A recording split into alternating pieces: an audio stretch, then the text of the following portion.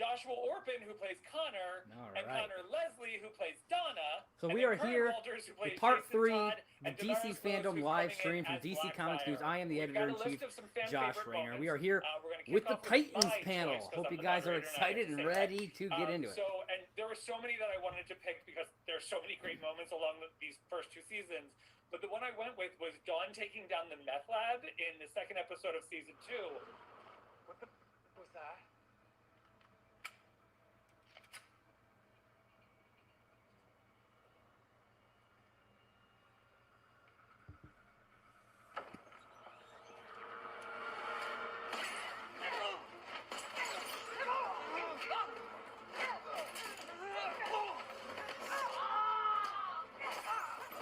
This scene was great. This whole season 2 of Titans was fantastic, and this scene I loved what they did here. It just showed how badass that Dove really is. I mean, we've seen a lot of that, but she kind of emulated Hawk here a little bit. You know, she was showing that side of her, which tends to be what we get from Hawk. So this is really cool.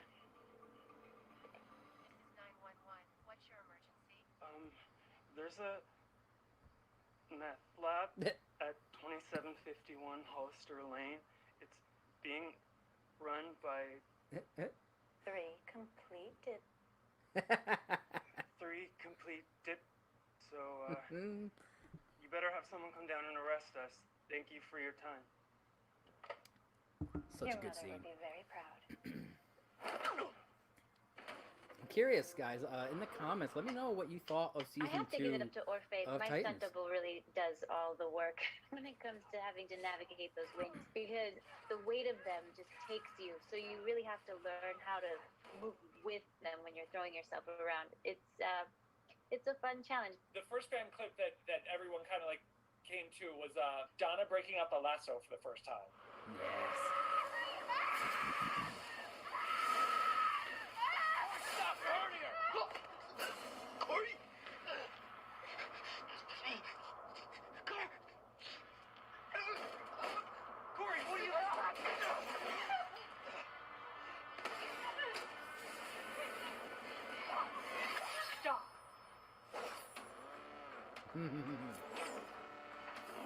She's fantastic as Wonder Girl. I love that they had her in this, and they did such a good job with it. With really all of these characters, I've really enjoyed all of them. I love the Corey and Donna friendship. It was something I remember reading about when I started doing some research, and so when I read that like they start off kind of rocky, I wasn't even mad at it because I knew that it would turn into this great friendship, and we kind of got a taste of that in season 2. So I kind of love that their friendship grew from this initial moment. Don't all great friendships start out with a lasso around the neck? And a little bit, yeah. And don't they all start off with like really kick-ass women? Yeah. Really? Can resist. All right, let's look at clip 2 from episode 6, Jason Todd. Why are you doing this? Why do you even want to be Robin? Are you kidding? This is the dopest gig ever. Hanging out with Batman, kicking bad guys' asses, being famous, driving the goddamn Batmobile. He lets you drive the Batmobile. Mm-hmm. Wouldn't you rather have your own name? Like Sparrow or Blue Jay for Jason? No. Jason. The whole point is being Robin. Batman needs Robin. Why do you think it makes us wear those lame colors? Because we're drawing fire. Look over here! Then boom, the bat lands and starts trashing ass.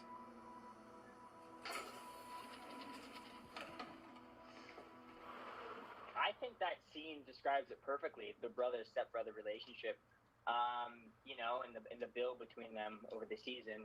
And season 2 even showed more, so I think that was probably the best scene that shows the relationship for sure. I think that Dick is, you know, he's annoyed by that and he's frustrated by this kid, but essentially takes on the role of mentor and tries to inspire him, you know, to believe in the same things that he does and to fight crime in the way that Dick is learning to fight crime. And ultimately he fails in connecting with him. And that scene at the end of season 2 on the rooftop is kind of an example of Dick putting aside his problems and offering to open up that channel and kind of put it on the table is, I'll help you and be a mentor. They need your leadership, Jason. You need to set the tone. I'm not Robin anymore. You are. The next clip is quintessential Jason. All we know is that whatever the cause of the phenomenon, it appears to have been abated by this new group of masked heroes. So, apart from some dead birds, we seem to... Titans are back, bitches! Loved it. You're kind of an aren't you, kid? Yeah, but you like me. Admit it. Never gonna happen. What's hard about these scenes for me, especially, I always love when it's Kernanak, because he's in real life the most infectious, vivacious, effervescent soul I've ever met.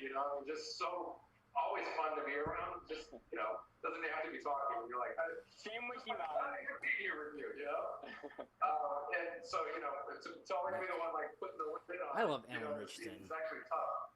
This next I actually clip liked is him the as scene, Aquaman in Smallville, with Crypto and but he's Connor great with the Luthor in the strike sci-fi team. show Blood Drive. Everybody get Yes. down! I haven't seen it. Get down! Not move! What in God's name's going on? You can't come into my house and order people around. Quiet! Hey! Shut up! Stop that! What are you doing?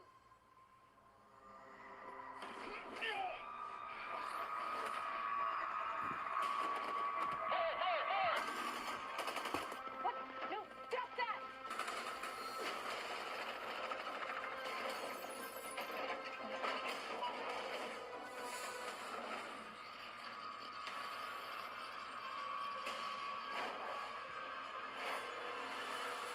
Bam!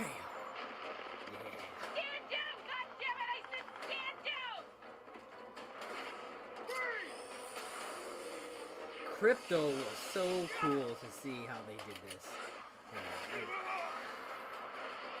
It was great. The whole season was fantastic. I loved it.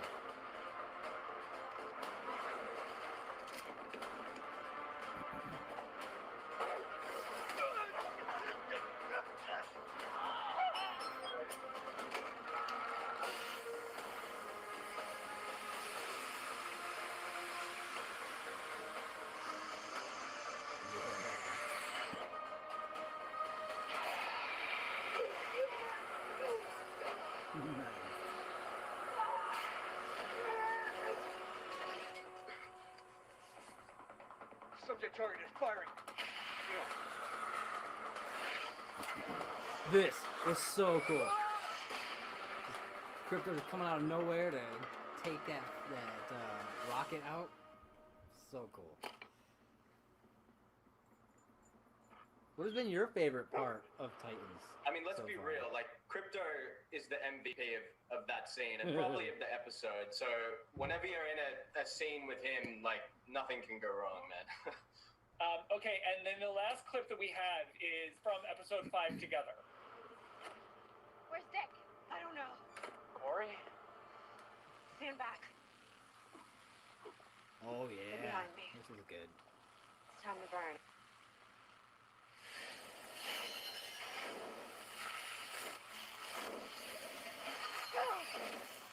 Night. Ooh.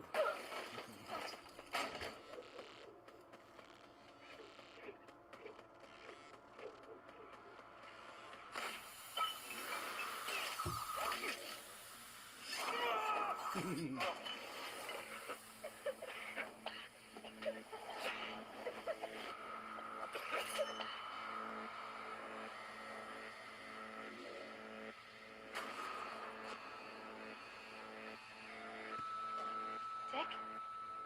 That's Robin.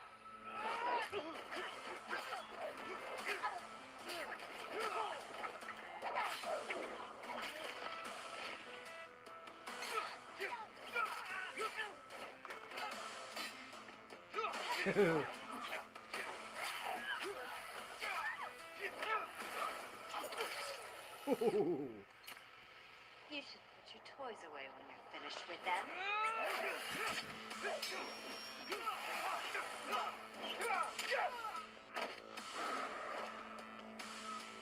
Yeah. I'll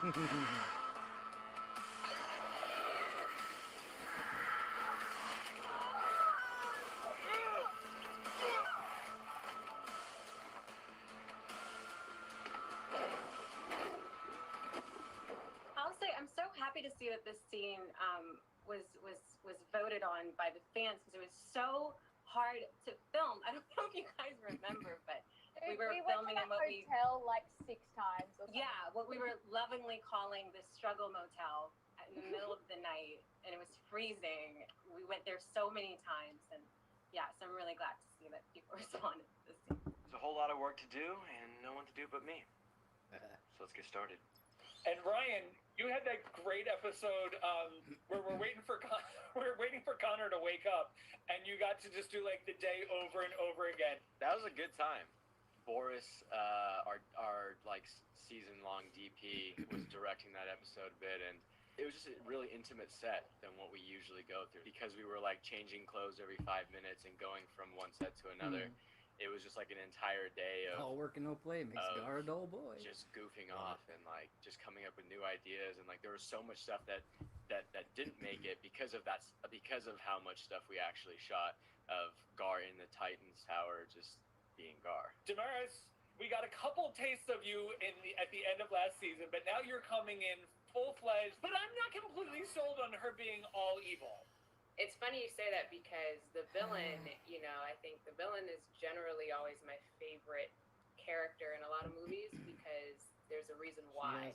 She has her motivation. And I'm excited to see especially what gets cooked up for our duality, I would say, especially like with Corey being of the same, I guess, blood or whatever we have on our planet, and but with different ability. So I think it's going to be really interesting seeing what happens. I'm coming for you. Good. Will Blackfire meet the rest of her friends? Because I need to know what she thinks of this group. Oh yeah, she's gonna have a room in Wayne Manor. Get ready. It's gonna. No, wait, seriously? It's gonna mix things up. Yeah. Oh my God, I love this. This season, we're gonna bring up a new villain. And it's a villain.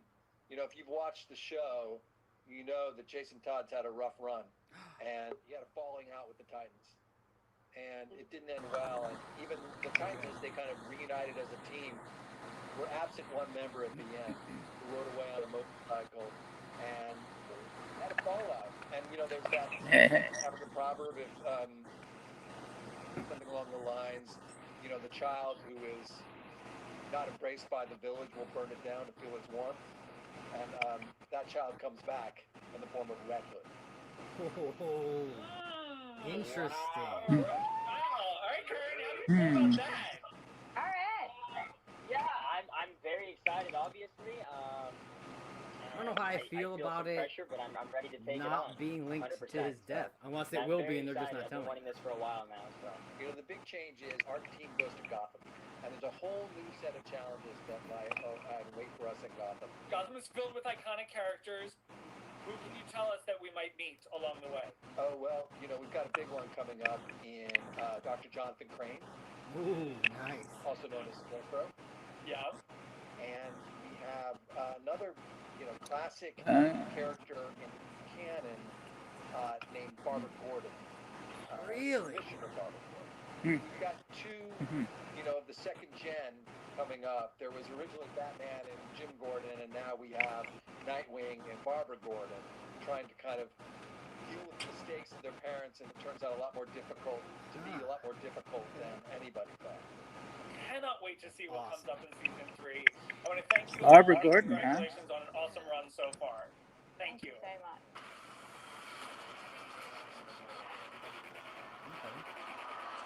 I'm shocked they didn't do like a. I don't know if they filmed anything, so I don't actually know if they would have a sizzle reel. Now that I think about it. Thank you, Gabby. It's great to be back with everyone. As your resident Aussie, I had to come back and talk about when Next up director is James Wan went down under. Then, even further underwater with Jason Momoa and the brilliant cast. 4 years later, in 2022, you can expect to see the sequel, giving a whole new meaning to Long Time No See. But of course, here at the DC Fandome, you won't have to wait another minute to wet your whistle. Right. So let's dive into Aquaman with James Wan and King Ohm himself, Patrick Wilson, here to chat about some of their best memories from set. Well, hello there, Patrick Wilson. Hello! Is that James? That is James Wan. How are you, dude? James Bond looks so young. Yeah. Looks like he's like 10. I know. Fancy chair? But you're good. Aquaman is, what is that, Patrick? Is that the 5th film that we've collaborated together? Well, yeah, Insidious 1 and 2, Conjuring 1 and 2. And yeah. Yeah. It is the Yeah. first one. Seems like. So let me ask you, Patrick, how did you first heard about this particular project, Aquaman? I believe we were on the set of Conjuring 2. Yes. And you said that you had, I don't think you weren't really signed on yet, but you knew you were going to do this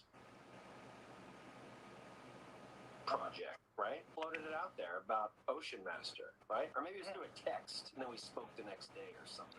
I hope he talks the Trench movie. When did you think that I would be right for Aquaman? The moment I decided I was going to do it. Really?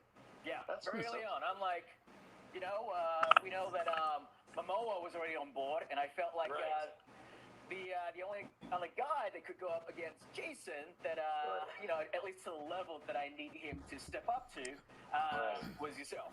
So I floated the idea with Warner Brothers, with DC, and they could. They're like, no.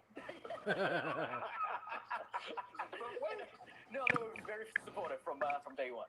So from the get-go, knowing who was going to play Aquaman and kind of knowing Jason a bit more and getting to know his personality, I felt that that part of the reason why I wanted to come to you was the fact that you guys are kind of different in a lot of ways. And I mean physically. And so I felt that going into it that it was the right thing to do, getting someone that was a little bit different to who he is, so that way it helps to add to the idea that he, Arthur Curry, is an outsider to the world of Atlantis, that Orm has kind of shaped it in his sort of in his look, with his sort of mentality, and kind of and vice versa as well, how Atlantis has shaped Orm in a lot of ways. And so definitely, like in the same way I would write Arthur Curry to Jason Strength, I tried to write Orm/Ocean Master to Patrick Wilson. Patrick, let me ask you, speaking of comfortable, how comfortable was it to physically embody Ocean Master? As soon as you look at Ocean Master in the comics, I mean, he's just jacked. I knew that I wanted to push myself because I'd never done that. What we didn't know, and this will be interesting next time going through, is what the elephant in the room of being in a harness. Like, unless you're in a harness, you can't practice for that. Just doing that, being inverted, and then holding yourself in like that plank, and then trying to act like it's nothing, and it's totally fine. I'll be, just doing more sort of core exercises to get ready for that. So, if I get out of jail, and if I can swim. If they're swimming. Is there swimming? If they're swimming, I'm curious to know what changed, right? That's sort of part 2 of the question, is what will be different about what you expected from shooting in these harnesses to what it actually ended up being. But could you visualize what these harnesses and what they would do and how they would help you? Nothing in the underwater world was easy. One of my favorite, and it was a very simple sort of device that we sort of discovered that we use on Dolph Lundgren. Yeah. Was that I love all the underwater scenes in that movie. It's just done so well. What do you call it? Like a seesaw? A teeter-totter. Teeter-totter, right? Yes. He would actually just stand on, and then we've a couple of thumb guys to the side, we just sort of jack it up. but we'll do it in such a way that it looks fluid. So it looks like he's just sort of floating in space. Yeah, and it actually worked out really well. And it was Dolph Lundgren on a teeter-totter. I mean, how do you beat that? So believe me, I've learned a lot, and I know what to do in the next one. How did it help you Patrick, would you say? Would you say the virtual sort of filmmaking process allow you, ways to do things? Well, I mean, seeing the previs was super important because you want to know, as you're sitting on top of a weird, like, blue oil drum, like, what am I writing? And you show a picture of a tylosaur, You're referring to the tylosaur that's swimming up to you, that you then jump onto it to ride it out of the sea. Yes. Right. Yes. Then it was different than what I expected. I loved the weirdness of it. I did. I love being in this weird space where there's really nothing. It felt like a black box theater where there is nothing, and you just have to make up everything. That's why we get into this business in the first place. Right. And so I'm totally. It makes you concentrate on those relationships. Me and Willem are like, okay, what do you want from this scene? What do I want from this scene? That's so cool. Do you find yourself more attracted to work that's like, whoa, this is going to be big and flashy? Or it's like, you know what? I want to be even in this genre, as real, as convincing as possible. And one of the things I love the most about making this movie is sharing this character that's never been done before, and this world that's never been done before, and seeing the big screen depiction of this character and treat them to a visual world that they're not familiar with. It's just so cool to just sort of watch them watch the movie in sort of wide-eyed awe, and we're very thankful for how well the film was received by all the fans out there. And I'm excited to continue the journeys of our heroes and anti-heroes for that matter, and and to continue to expand on the world, with number 2, and ultimately trying to find new things to do that I didn't get around to doing in the first film. That's what I'm always trying to do. Find something fresh. And I think, the second one is a little bit more, I would say a little bit more serious, a little bit more relevant in the world that we're living in today. And I think that's kind of where it wants to go. What are you looking forward to, Patrick, about number 2? What would you be excited to see or would like to see? I'm excited for some new worlds. Hopefully, I'm just throwing that out there because I know you love world building, and I'd like to see some of that. I'd like to see where else we can go because I know you're going to push that ocean. There's a lot of unexplored ocean out there. Anyway. We only know 5% of the ocean. It's people. So that is true. Clearly, and I can definitely guarantee you new worlds in this next one. And I think you're going to be very excited with what. You as an actor, what you're gonna play with Orm. Am I handcuffed the entire time? It's made of seaweed, right? I can just eat my way through it. Nice. Yeah, that was a fun panel. We didn't really get much of anything, but I feel compelled to remind you to hydrate. So, drink more water. Or whatever it is you have in the cooler. We have so much Next more up is a fun one, I think. It's going to be Ask Harley Quinn. Unlike you have ever seen before. That's right. It's animated Harley Quinn. This should be good. Oh, too bad Kendra's not here for this one. Calling it like she sees it.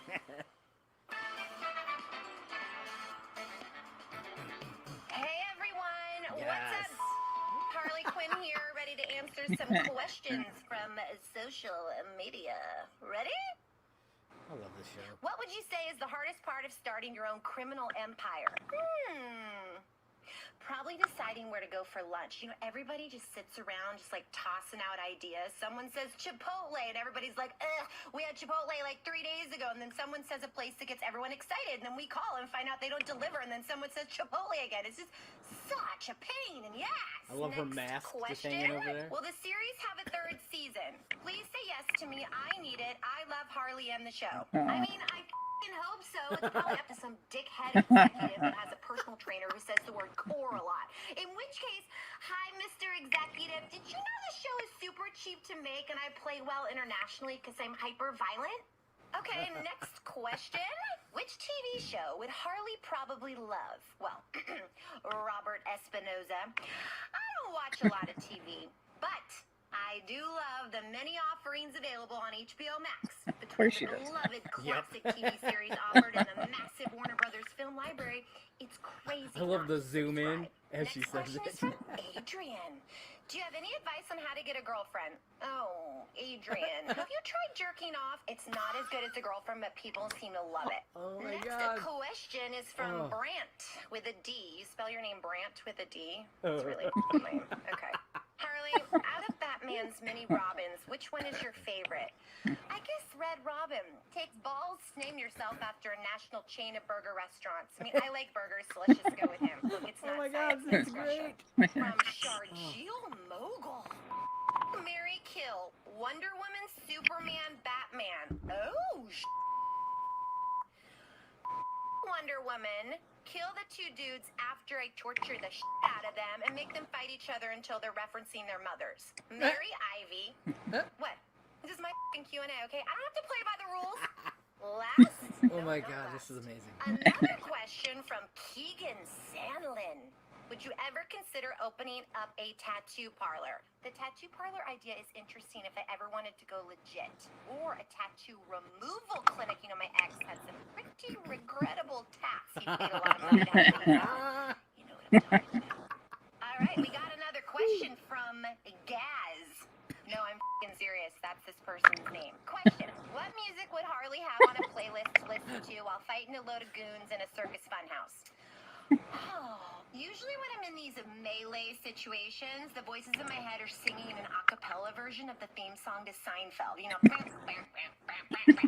stopped putting in my earbuds during these situations because Ivy would always turn Spotify on at home, and while I'm exploding some goon's head, the Indigo Girls Galileo comes on. It's just really, really puts the mood straight to hell. Okay, next question from Mr. Jim Lee. Nice. Harley, what's it like working with a Batman? I'm a really big Batman fan myself, and I don't think people talk about him enough.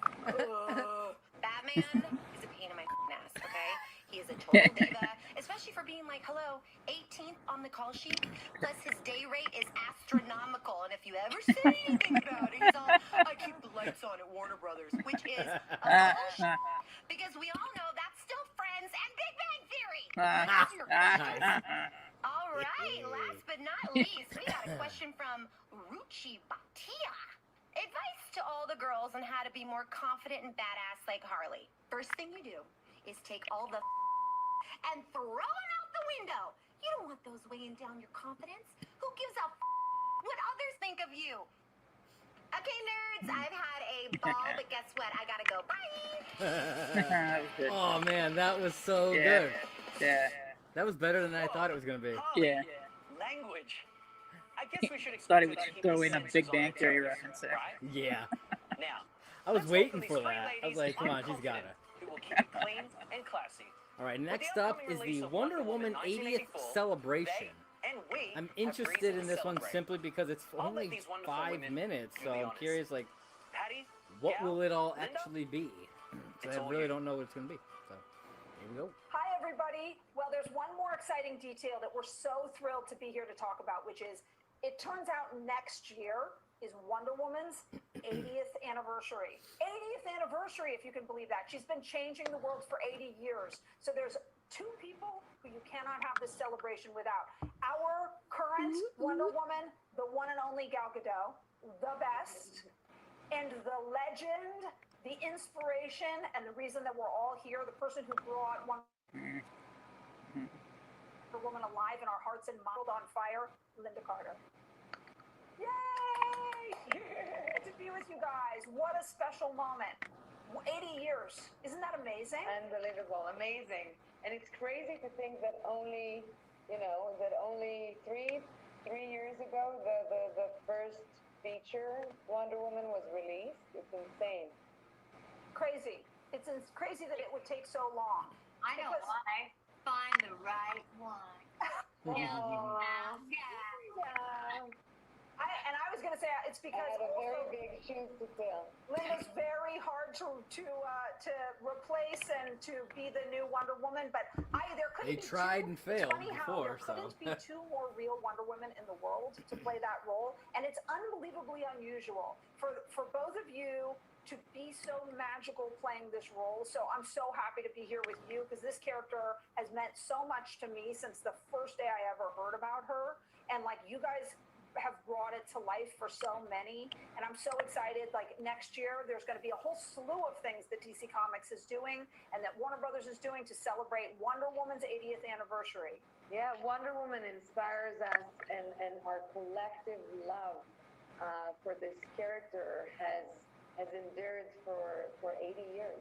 You know, Gal and Patty, we are so excited. You know, she has endured. You know, she has endured for 80 years, and there's a reason. You have given her a new life, you and Patty.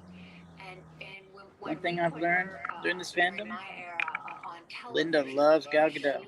Oh, she yeah. resounded, and there's a reason she resounds. And we are about to give you a first look at the official Wonder Woman 80th anniversary look. Oh my gosh, I haven't seen it yet, but I can't wait to check it out. That's it.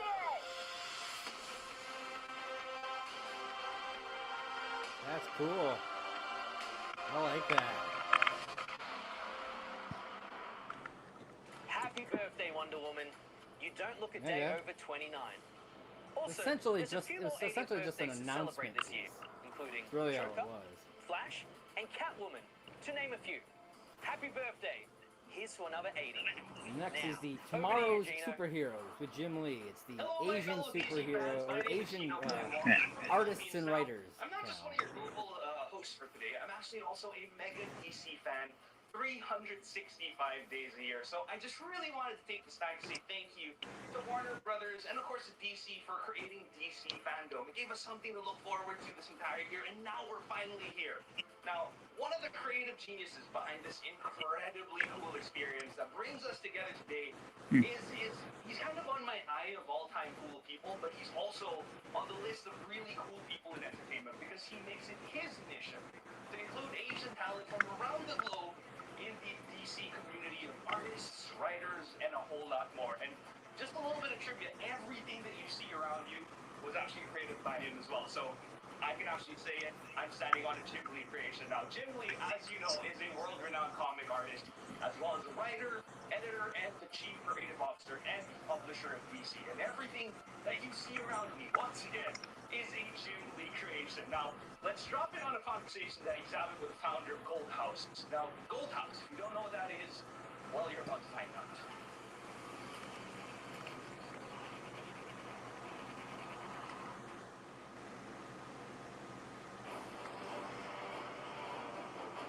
Hi, I'm Ding Chen. I'm part of Gold House. We're the largest collective of top Asian cultural leaders in the country, dedicated to ensuring the accurate representation and success of both the Asian as well as multicultural communities. It is such a spoiling treat to be able to interview one of the foremost Asian godfathers, as well as godfathers of comic books, storytelling, and art around the world, and that is, of course, the mighty Jim Lee. Jim, thank you so much for letting me speak with you today. Hey, good to see you again, Dave. Likewise, sir. Well, I'll get right to it because I know how busy you are with the incredible DC fandom that you helped engineer. And this will sound sycophantic, but you really are a legend, and you've literally invented superheroes. I think, if I'm not mistaken, you still have the Guinness World Record for most best-selling comic book of all time. Yeah, it's like 8 million copies of a comic I did decades ago. But yeah, it's still standing today. Thank you. Yeah. I'm curious, given you've seen so much because you've built so much, what's different about superheroes today from when you first started? So much is different. I mean, I've been in the business for over 3 decades now, so I've seen quite an evolution, not just in terms of the type of storytelling, but the creative community, the people that tell the stories. Our fan base is much more balanced out than it used to be. Back when I started, it was probably about 90% male, 10% female. The pantheon of characters predominantly white. Living or operating out of New York City or cities like Gotham, Metropolis. And what you're seeing today is that we are in a global business. I mean, through the power of media, film, TV, games, our content, our characters are global. We have fans all over the world now. Like on my Instagram following, the third biggest country of followers is Brazil, and amazing. We publish in Brazil, but not like a ton of content, and that just like shows it speaks to their passion, their love for our characters. They know our mythology inside and out. So you just start realizing that it's not just about North America or our core publishing business. It's everyone around the world. That's the potential market and the region. So it's really exciting to have seen the evolution of this business move from something that was really kind of small and insular to something that really has kind of taken over pop culture, really. Everyone on the streets wearing the t-shirts. Back then, if you wore the t-shirt, you might get beat up. But now today, it's like, it's a badge of your fandom, right? It's like what you love, and it's no big deal. In fact, it's kind of cool, which is amazing. I feel like we live in an alternate reality sometimes. I mean, it's so easy to say in hindsight because you've done it, but you mentioned diversity in race and gender and geography and so forth, and the DC multiverse is certainly known widely for so many of these firsts. I mean, you have this insanely interwoven multiverse on the CW. You're the first studio with Best Actor at the Oscars for a superhero and Joker, or really a villain, I should say, a super villain. I mean, I could go on and on and on. I hate to ask it this way, but how do you decide which of these risks to take, given you were the first and are the first in so many, and what can we expect to see next? I don't think we view it as a risk. I don't think there's a fear. I mean, I think there was probably an old school thinking, like, for example, like a female lead can't carry a movie, right? A lot of these sort of old school ideas of what worked or what the audience wanted or didn't want, and in many ways it's been transformed by the fact that it's become more global, that the audience has changed, and I think also data, right? Data is really interesting now because we actually have now direct consumer insights as to what they want and what they're looking for, and what they're looking for is representation. They're looking for content that reflects the world they live in. They want to see themselves represented on the screen in the pages of the comic books. And that is something that I'll just speak to my own fandom. I've been around for a long time. That's not even an expectation I had as a kid, right? You just wanted to see something that entertained you. And now there's a lot more fan engagement. There's a more direct connection between the content makers and the audience themselves. You see that manifested in so many different ways, sometimes negatively, but predominantly, I think it's really healthy and interesting, and it's transforming the business. So it's not about taking risks. It's about feeding the appetite, the desires of so many people wanting to see characters. Now you're seeing people want, can you make a deaf character? Can you make a character from my home country? How do you tell these stories authentically? And that means working with new voices, new talent from around the world. So to me, it's not about risk; it's about opportunity. And so it's really a golden era for content makers, and definitely the world that we live in. We need to create more diverse characters. We need to create more inclusivity in our mind. And I've seen that gradually change, but it's really accelerated in the past probably 5 to 10 years. And the demand is even more than ever before. And so I think it's a real responsibility on our shoulders to address this concern, to address this appetite. And it's an exciting time to be a comic creator. Something I really admire about DC is how you remember the diversity is not just one-dimensional. It's not just a matter of race or gender or geography, but all the above. I mean, you also had the first transgender superhero on Supergirl, Nicole Maiden, Yeah, she's right? great, And too. So it's really everyone being present. So much of this diversity, of course, begins on the page. Comics are not just some frivolous, fantastic world that we don't identify with. They're a new mythology. And I've often thought about this, of how, we look to Grecian mythology and so forth, but it's been a while outside of comic books since we've had a real mythos that people believe in and shows what we can do better. How do you think about taking a comic book and making it canon? Like, how does it become a real mythos for people? You've done this for characters. Yeah. No, it's a really interesting process. When you get into comics, you're a fan, and you don't think necessarily about the underpinnings, the concepts, and the themes that are kind of, that are connecting you to the material, right? You're just reading the story and you think it's entertainment. But a lot of times these stories are driven by, characters that are underdogs, characters that have horrible, tragic things happen to them, like Batman. They have to overcome all odds and strive to be the best, to overcome their own personal demons. And to me, that's something that connects all of us, right? It's a universal thing, this need to overcome adversity. And how do we face adversity? And how do we turn adversity into something that's positive in our lives? So in my mind, it's more than just entertainment. And that's what keeps this stuff compelling. It keeps around for 80 years. We've been publishing stories for 85 years. Batman's been around for 81 years. And we're excited to introduce the next version of Batman that speaks to a whole new audience that will last another 80 years. So this is our mission, and this is something that we don't take lightly, and at the same time, it's a lot of fun to do at the same time, right? So it's a really, really cool way to kind of be creative, share stories about, coming of age, of dealing with personal responsibility, introducing young people to these themes, and then seeing these ideas kind of become cool video games or TV shows or movies. I mean, it's icing on the cake. Yeah, I mean, the DC multiverse, as you just alluded to, is, I mean, you got publishing, you got games, you got collectibles, you got TV, you got film, and everyone and their mother across Hollywood wants that next great franchise like the multiverse to be built. What can you tease about how you think about the evolution of the DC multiverse? We know it's inclusive, but what are the other things you can tease about this evolution? I think we're in early days of it. I mean, the multiverse is something that DC popularized. If you think about fiction in general, DC did it first back in 1961. Kind of introduced this idea that there are alternate versions of everyone and all the superheroes on alternate Earths, and they're all slightly different. And that basically opens up the pantheon, the storytelling, to all sorts of incredible ideas. And now you can explore different themes in different ways. It's really about taking the road not taken and being able to kind of have your cake and eat it too, and just have Earth 3 to where all the character, the Justice League are villains and the only hero is Luthor, and kind of exploring that dynamic. And it's a great foil to the core characters and knowing who they are. So it gives our creators tremendous freedom to tell their stories, and also allows us to introduce diversity and inclusivity through the multiverse, right? Earth 23 is, there's a black Superman, Calvin Ellis. And so what kind of world does that look like? And how is that different from our Earth with Superman with Clark Kent? And so these are great stories to be able to tell. And it's just really about broadening the experience and giving our creators the amazing tools to tell whatever story they want.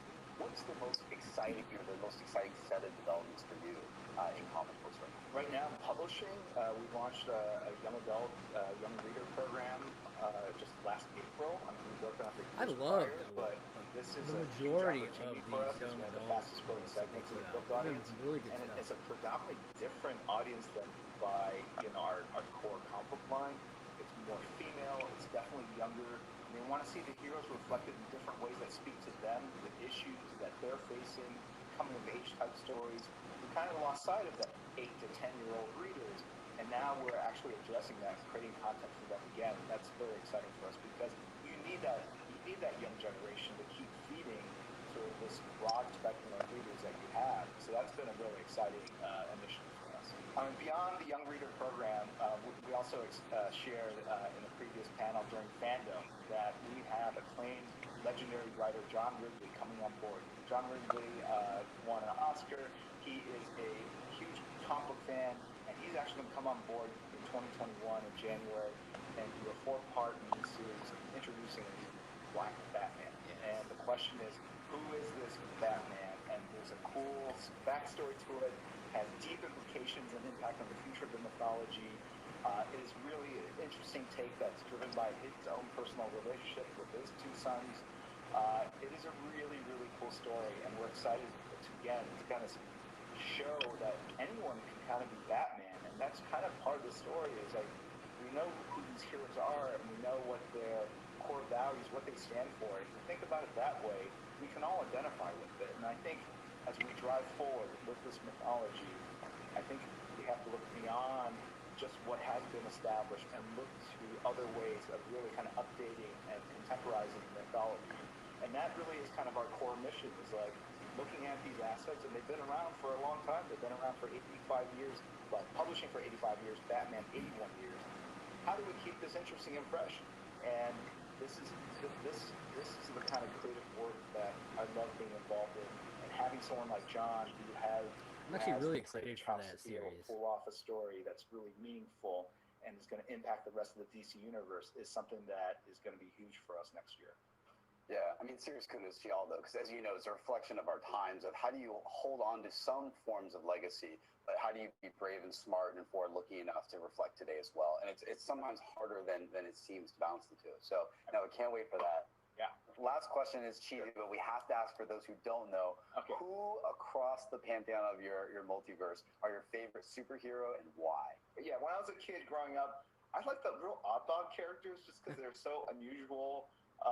And certainly when I was like 8 or 10, it's just more whimsical and it just appeals to, like, you know, if you ever interact with young kids, the things they find funny or interesting are very different than like a teenager, right? And so there's a character called Matter Eater Lad, which I always kind of, you know, he was a substitute. He wasn't even a full superhero. He was a substitute member of the Legion of Superheroes. Occasionally he'd kind of cross over, but his power, as you could tell from, he could eat anything. Matter Eater Lad, that was his power. He came from a planet called Bismol. And his way out of any problem was to eat it, right? If he's in jail, he starts eating the bars. There's a nuclear bomb that's going to go off. He starts eating the components of the bomb. And, you know, as a kid, it's just like, it's ludicrous but funny. And I think it just shows you that anything can be a power if you tell really cool stories. And so that's one of my more, you know, favorite characters from my childhood. And I always like kind of sharing his story because he's not very well known, and someday maybe he'll be on the big screen. And let me tell you, that is really a skill set in and of itself. You know, you look at James Gunn, and he's doing Suicide Squad. He went deep into the DC catalog of characters, and he pulled out some tertiary, and I don't even know what's beyond, like, below tertiary. He took some quaternary, deep cuts into the DC catalog and pulled out these obscure characters with pretty random powers. But he made them really compelling by giving them cool backstories, cool character arcs, and I think people are going to go like, "Wow, that's amazing! Who is this character?" And that's the beauty of it. It's all in the execution. So if you think about it, everyone has their favorite character, and they can all be elevated to, you know, movie star, you know, level, you know, love if given the appropriate attention and the right story.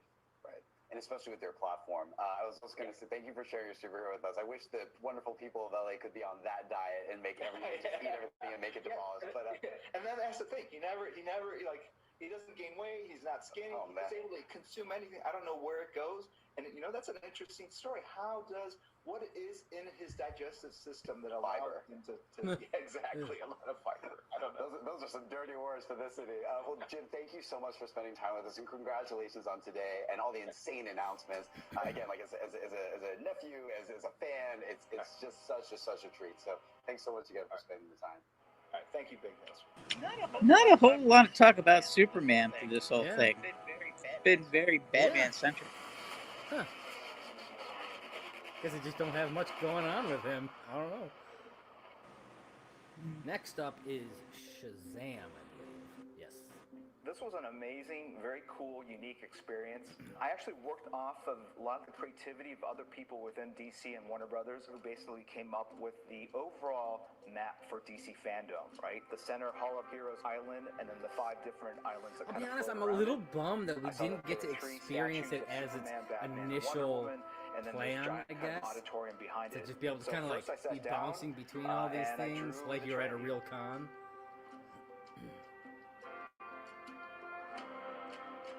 For the overall Hall of Heroes space, I was really inspired by the Justice League Watchtower, the satellite that the Justice League operate out of. It looks futuristic, but also very organic. So that kind of inspired in my head, what if we made this real? What if we made it a 3D model asset? And then we could kind of rotate the camera around and enter through the windows and do all sorts of crazy things. We started with the concept designs done in pencil to inks and then to color. It's really cool. I really like Sinclair, the my whole trusted look color, of gave it a the really world that they've cool created silver and in this gold fandom palette. thing. When we started seeing the initial 3D assets come over, I was completely blown away. The actual floor of the hall is like one giant canvas. It was really flattering and really cool to see the art blown up in this gigantic scale behind the host. We knew that we wanted to have a space that was not confined by our imagination. We wanted to run amok with these crazy ideas, point to walls and spaces and things which should materialize and appear out of nowhere, and give us the ability to throw to different hosts or to different scenes or different panels at a whim. To make every element within this space active and alive. We were able to literally beam in hosts from all around the world. And we place him in this virtual space. We could customize every facet of the production and put the art anywhere and everywhere we wanted it to be. And that's really kind of the fun of what you do as a comic book artist. You're creating an immersive world on a 2D piece of paper. This time it was kind of brought to life in really a unique, one-of-a-kind virtual space where anything and everything is possible.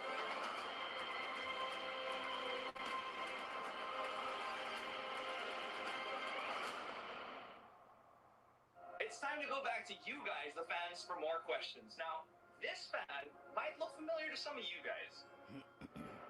It's Jake from State Farm. Jake from State Farm, back again. Hey, it's Jake from State Farm here.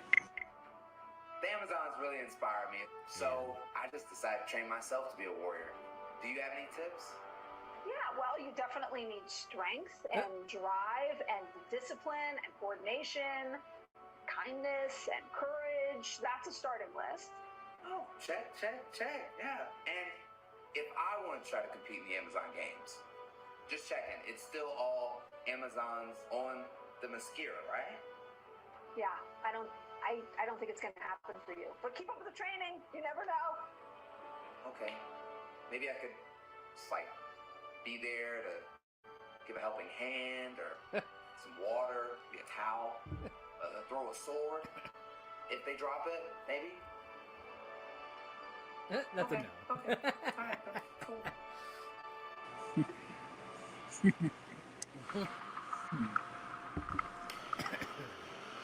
I'm so excited to share with you guys 24 hours of unprecedented geekdom with everybody here today, and to introduce, of course, the DC FANDOME Shazam panel. Now, the 2019 movie was not only groundbreaking as a superhero movie with something for everyone of every age, but it was everything you and I wanted from Shazam and the Shazam League. Now, the star of this movie may be just as big a kid as he is on the inside as the character that he plays, and he's the first to admit it. So if you want to know more about the next movie, all you have to do is say this word: Shazam! What's up, fam? Welcome to the Shazam 2 panel. I'm Zachary Levi, here to talk about our bonkers awesome sequel. Shazoom. And, you know, answer as many of That's your funny. questions as I can. Listen, you've been getting a lot of hot exclusive content from a bunch of other DC joints, you know, poster reveals and sneak peeks and motion comics and cast announcements, and I'm a little bit kind of limited in what I can talk about, but I can share my excitement and how thrilled I am about Shazam 2, which may or may not be the title. Because again, you know, just a little limited in what I can talk about.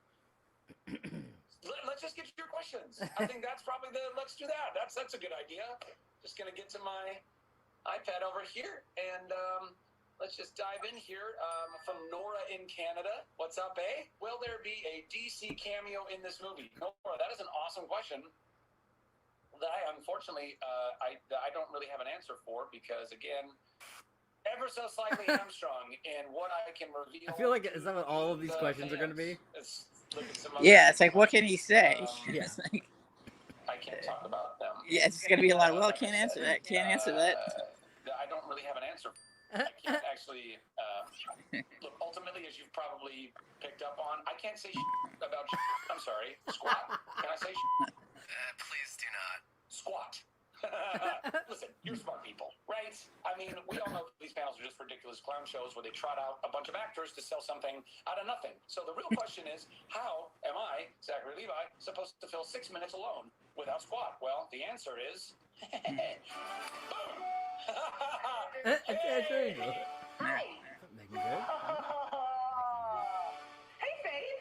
Hi, guys. Nice. Okay, so guys, what is all this? That is an awesome question. It's a Shazam 2 panel that we're now going to all do together right now. And then if if one of them spoils something, it's not on him. Yeah, I can't. No, you cannot talk about that. I was a little bit nervous about this panel, but now it's shaping up. But what about all of the new villains? Villains, singular, plural. Yeah, who would possibly know, Megan? Because, it's all a mystery. It's all a mystery. Okay, listen. They're very nice, giving people at the studio.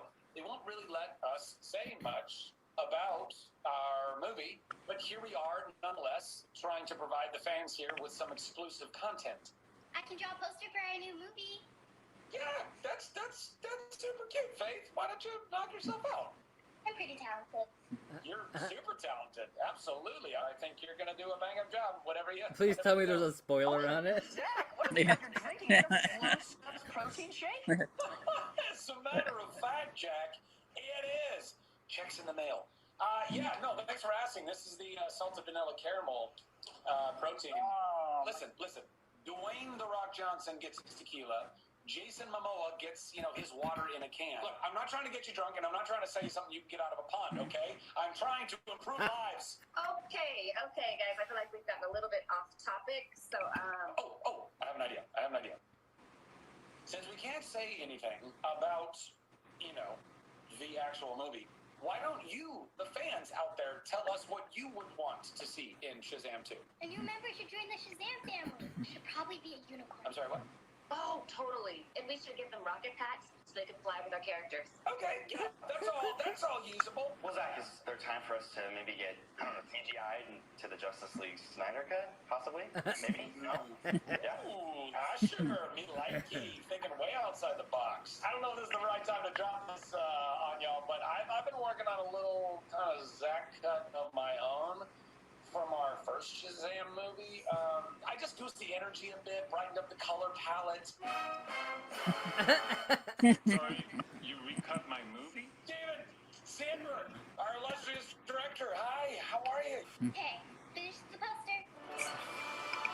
Oh, it's adorable. I can't wait to see it. Wait.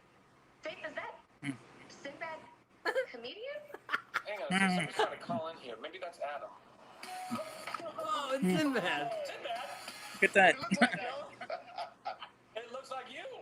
Hold on a second. Sinbad, are you in Shazam 2? Well, you tell me, John Krasinski, am I? Everybody thought I was in Shazam John 1 Krasinski. before it even existed. Google it. I'm number 3 on the Mandela list. All right? Oh, I'm so confused. Oh my goodness. Man, you confused.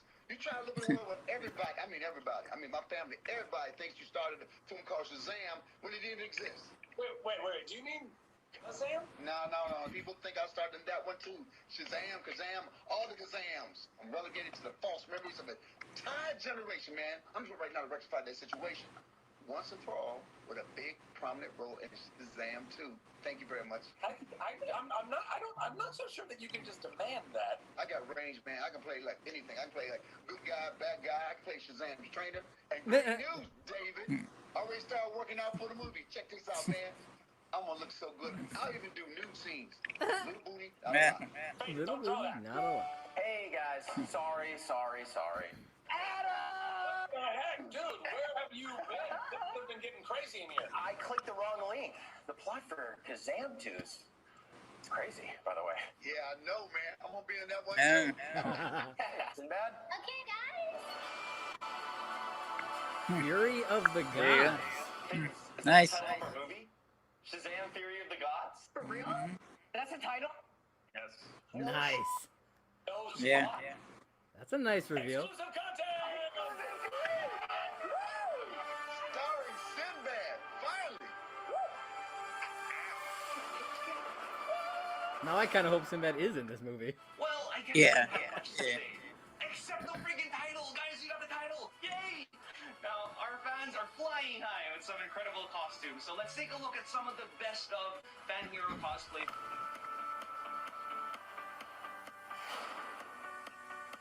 Oh, that was a nice swamp thing.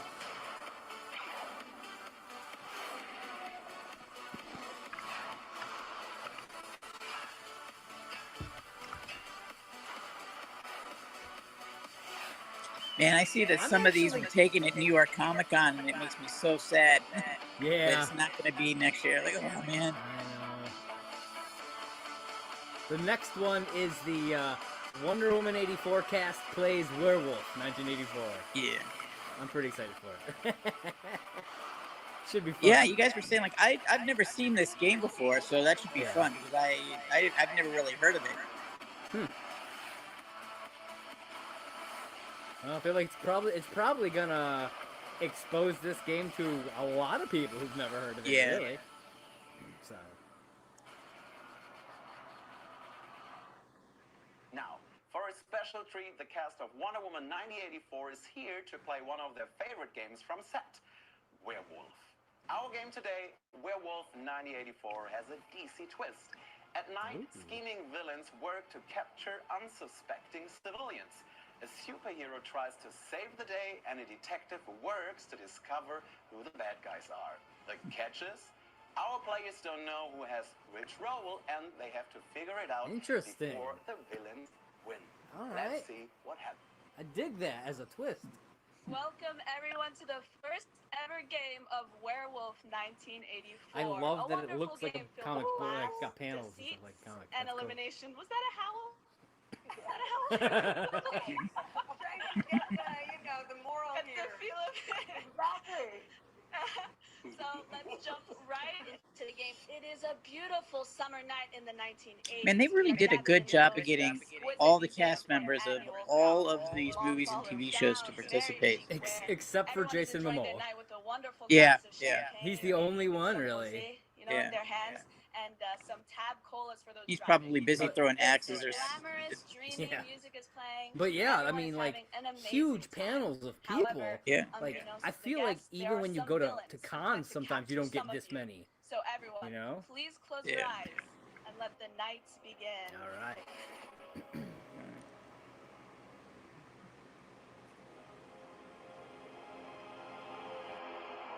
Everyone, please wake up. So, the party. This is fun. Yeah, it's fun. It's fun. The party did get sour. The villains, unfortunately, have been able to capture Pedro. And the superhero was not able to save Pedro in time. So, I'm out already? So I'm out already? We were so Yeah. excited about the game. So afraid I was gonna win. Hey, Kelly. Hey guys. Just in time Hey. for some werewolf. Just in time for Werewolf. I couldn't miss this. I'll give you like 2-3 minutes. I know who one of the villains is. It's Chris. Okay. No. Yes. It's You Chris. got me. It's Chris. Because Chris, I love you're really good at defending yourself, Chris. You're going to be really good at something this. in the middle because he had his eyes open and he was watching. And this is how it happens. Me? This is how. How do you know that he had his eyes open, Patty? I thought we all have our eyes closed. You're clearly doing something, and he responds to what you're doing that none of us can see. So one would only respond. Was that his voice? I did hear somebody's voice. Someone was speaking, isn't it? But how do we know it was Chris? The strong fan. I can't believe I'm out. How do you think it's Chris? I'm positive. Yeah?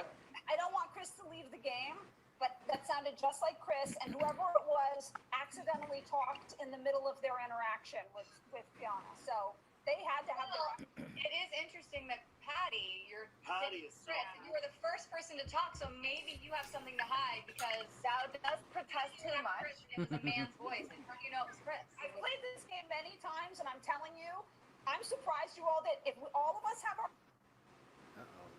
Not again. It was Chris. It was Chris. He did it. This game turns into a witch hunt so quickly. I love it. Yeah.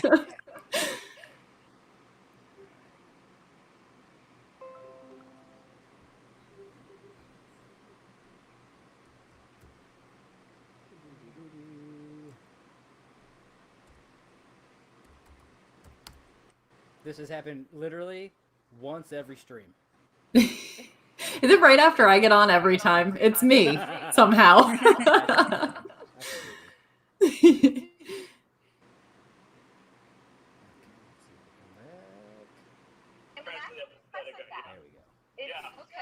Okay, so do we all want to unanimously vote on who? I sadly say vote on Chris because it's the only person. Good, we didn't I'm miss sure about. whether or not it was him. It's still Chris. Okay, 2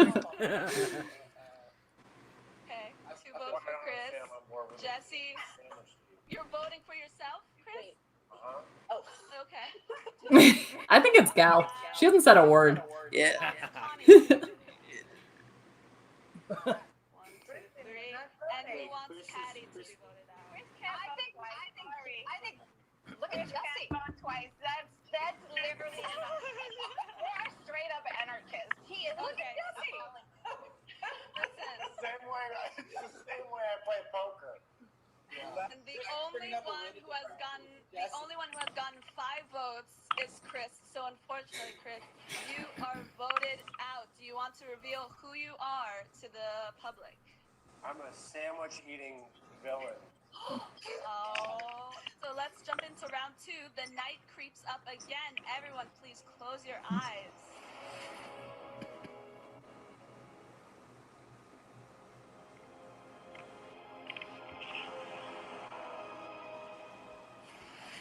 All right, everyone, please wake up. We have an eventful day ahead of us. It is upsetting to say, but the party did in fact get sour yet again. The villains are out there, and they captured Gal. Ooh. Okay. She was captured by a villain. So who must have done these horrible deeds? Robbie looks very concerned. I was doing a breathing exercise during that time, just kind of multitasking. I will say one thing, Robbie. I did hear that sort of static during the night. That is on your That was my line. static. Static on your line. I gotta heard tell you, that when my eyes were closed. I think we can all agree that's a bit of a reach. And, No, I heard that little laughter, and then I heard the static. Look, guys, I'm just an everyday art collector. I'm at this. I'm a big Bears fan. I vote Robbie. Wow. Wow. Yes. This is unbelievable. Now we know Kristen and Connie. We have 2 people who just outed themselves. They're clearly colluding. That little sound. Static. Are you hearing? I heard it. What was specific to me about the static? That you are the one who's causing static when you move around or you do something. So I didn't notice that. Very astute, Connie. Very astute. I fixed my static. If you look at the chat room. Oh, it's static. Why don't you check the records? Please, I'm sorry, Rob. Just keep on talking because I just really don't know. I have another theory that I was working on during my breath work, which, by the way, all the progress is gone. I was working on a theory that Patty used Chris on her team, took him out so that she could last the full game. But I also will say one thing, and I just wanted to keep that in mind. I also heard Kelvin laugh. Now, Kelvin could have laughed while my eyes were shut because he was a detective, or because I'm not even going to dignify that. I'm not even going to dignify that. Defensive. Are we? We should play this. We would totally pull it off. I know, right? That would be fun. That would be. So I think it was during detective because I heard a voice during detective, but if I do too. That's okay. We don't want to get rid of that. Static. It could have just been Chris eating his 15-foot hoagie. I actually really want to hear what Jessie thinks. She has been very quiet. Very quiet. I know. I just want to know your opinion. I think the static is interesting, but did we hear the static at the same time that he said, "Oh, I see," or was it at a separate time that would have implied movement? It was in between breath exercises. Was the static in the first part? Was it in the first part when the villains had their eyes open? Yes, I believe that. That's what would be the tell, is because it's only what happens when the villains have their eyes closed. Yeah. I also would like to hear what Jonathan says because I think he's been very quiet. I just feel like Ravi was very concerned when Gal got captured, unfortunately. Oh, interesting. Yeah. And by the way, the villains wouldn't want to take out another villain. So I thought she was a villain, which has happened between us before, and it was very hard to have to call out, as it is with Chris, my villains. But it was true. But so who can take out another villain for strategy because they don't look like a villain? You could, but they're all angry, so they wouldn't take out both. Well, we only have Chris, right? We only have 2 villains left now. You only have 2 villains left. They voted out Gal, there would only be one, so they probably would put one of their own out. So, I say who do we want to vote? You say Well, I Robbie. would love to So circle who? back on Connie actually, because she was doing a little on top. Robbie, it might be too late here, Robbie. Look at all the boxes of people that don't want me to speak. These are our president. This is what we will do. Who votes for Robbie to be taken out? Please raise your hand. That is. You know what? Maybe I'm a little That is a lot of people. All right, Robbie, I'm so sorry to say, but you are out. You are out, Robbie. Do you want to reveal who you are? What were you? What are you? Civilian. Were you? I'm a concerned citizen. Aw, Robbie. Round 3, the night is back again. Please close your eyes. Is it Patty? That's what I was gonna say, actually. I think it has to be Patty. I kind of hope it is. Yeah. I don't know why. Unfortunately, the villains are on a roll. She'd make a good villain. Completely manipulated the situation, and it just seems like Patty, poor Oh Patty, man. has been captured. What? I'm gonna stop guessing.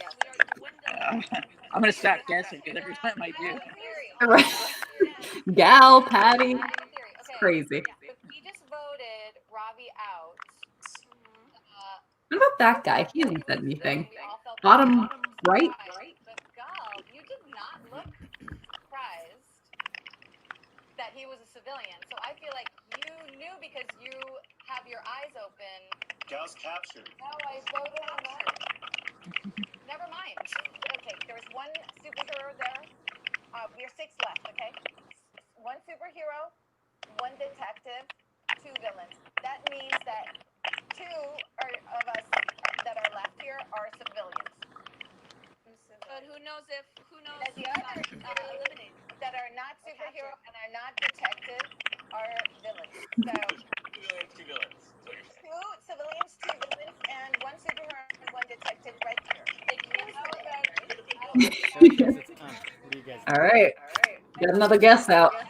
Pedro was captured first. I think I know who a detective is. Does that matter? Yes, who do you think? Who do you think it is? I think it's Kelvin because he's holding a marker, and every time the detective writes, yeah. Okay, that's very good. Calvin, what do you have to say about that? Toilet marker I bought on Amazon for $99. So. Oh, you have a mark. Okay, well, too, and it makes the same noise that we heard during. But he was holding it. Okay. So, Calvin, is there a reason why, if you are the detective, why would you not tell people? Because I'll get killed, right? Or I'll get captured right after this. That's very true. Good. Okay. I still think it's Connie. I am literally like the kind of person who can walk through any security because they know. The worst villain can walk through. Jonathan's got his mask on. Something's going on. We've got. Oh, Jonathan, what are you? I'm just chilling. I'm watching Connie. I think Connie can't be a villain because Chris voted for her the first time, and he was. I agree. Yeah. Kristen said us, villains, the last round, and pointing at herself. I tried to vote both times. Did you hear that? No, I was saying people and then people. Okay. Yeah, but you said villains when you said the second one, and you pointed at yourself. I didn't mean to. Gail was hanging out there so still. I didn't think her camera was working. I thought she was frozen. She was like just perfectly still. It was freaking me out. She's up to something. No one that statuesque. Right? Robin, because Robin, that is a little bit. That's a little sneaky. Okay. By the way, I never said that. I'm a terrible liar. It wasn't not that. I think it's Robin. Magazine. It's Robin. I think Robin Yeah, makes. you're very calm. Oh, Robin, I see. Now you're saying it because everything's closing in. Everything's closing in. There is something about that marker. Let's just go back to that marker. But not the blue one. The blue one's different. Not the blue. Yeah. You want to compare. Villains don't use blue markers. We check on that. That's a great idea. Yeah, let's hear. Hey, Jessica,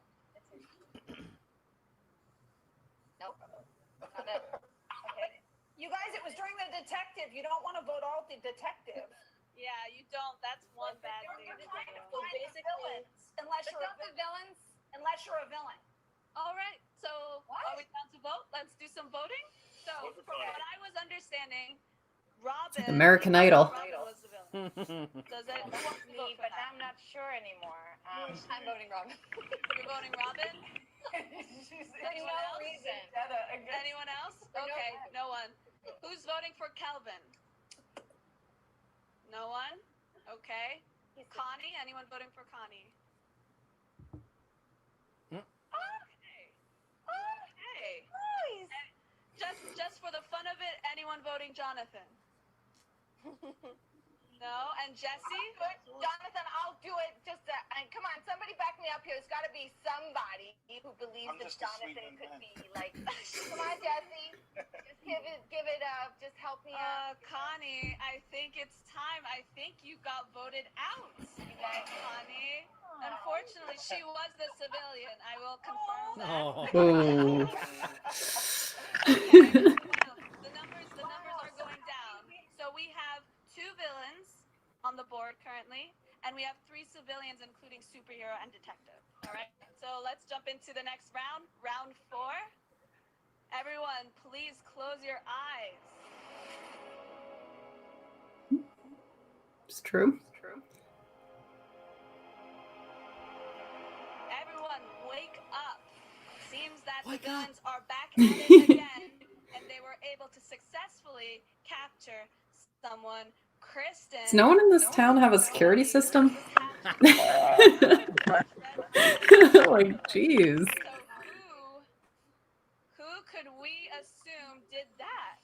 There's 4 of you guys left. Yes. Probably Kelvin. And now think it's Jonathan. Can everyone reveal their writing utensil?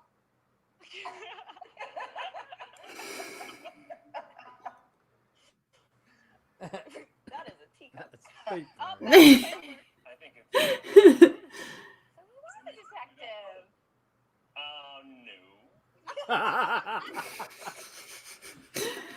No.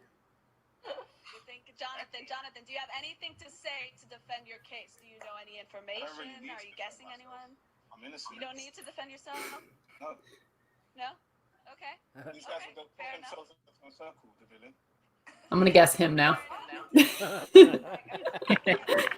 He's too collected. Yeah. The accent is a whole thing that he does. It's a facade, see? Oh my disguise, isn't it?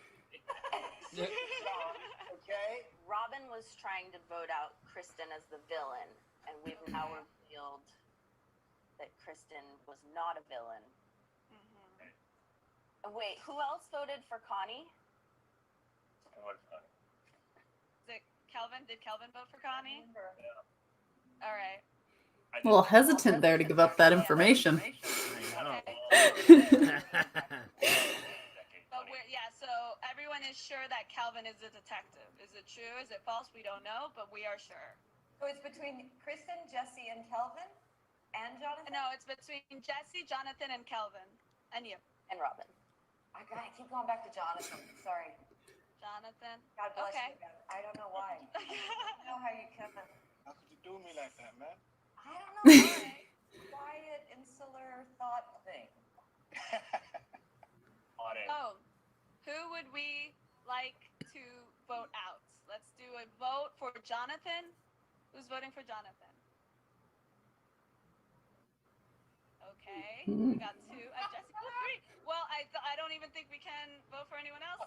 Jonathan, unfortunately, you're out. You're out, man. You're out. Do you want to reveal what you are? I was a civilian, man. Ooh. I'm terrible at this game, just for future reference if we play. We'll get there.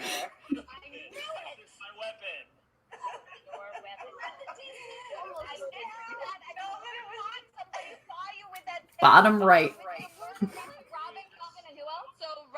So Robin and Kelvin were the villain. Gal was the detective. Pedro was the superhero. I'm so sorry. Robin and Kelvin, did I capture you?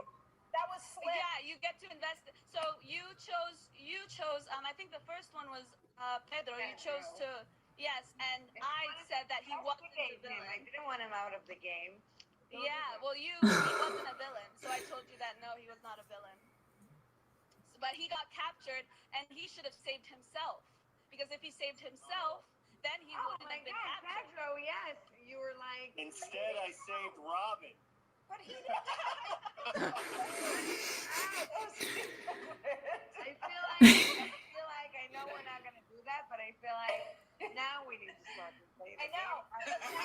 Now I know I would never trust Robin, not a damn.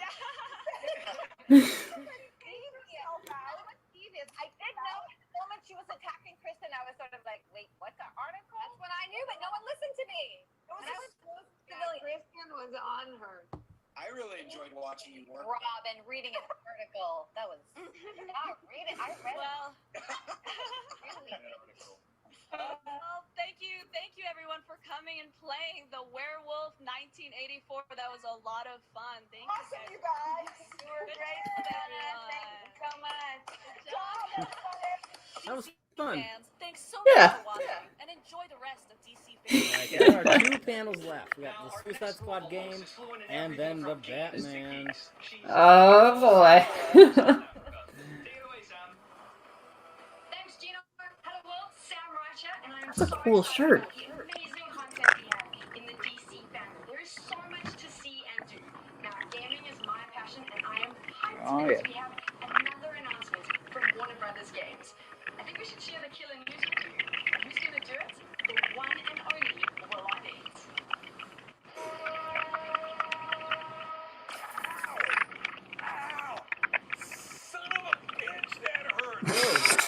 Okay.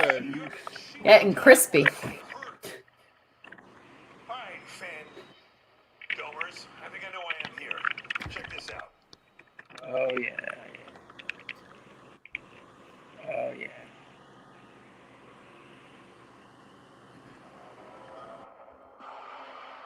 Oh.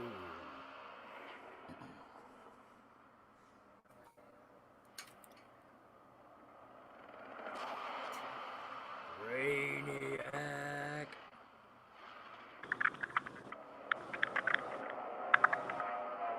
I'm already sold. Yeah. That just looks awesome. That is stunning. The hot dog. Juicy chippies.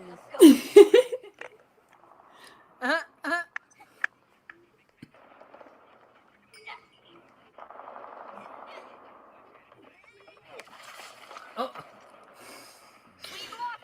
Ah, it's Harley. Looks very much like Margot Robbie. Yeah. Don't worry, Bob. We got this. Hey, Boomer! Lay down suppressant fire! Keep it down, Hal. He's still ringing after that last body. What is that? Australian for hangover? King Shark. King Shark is back. Love it. I want this as a rubber suit. That's all I want. Guess those teeth are something your eyes, Shark Man. I never miss. Yeah, we plotted. Yeah. Shut up about it. Task Force X. Alpha target is in the open. Get your asses to the Metropolis Grand Hotel and engage. Before I have another reason to blow those bombs in your heads. I like the music choice. Right?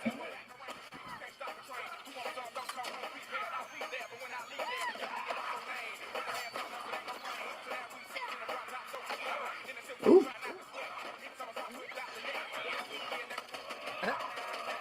This is awesome. Oh yeah.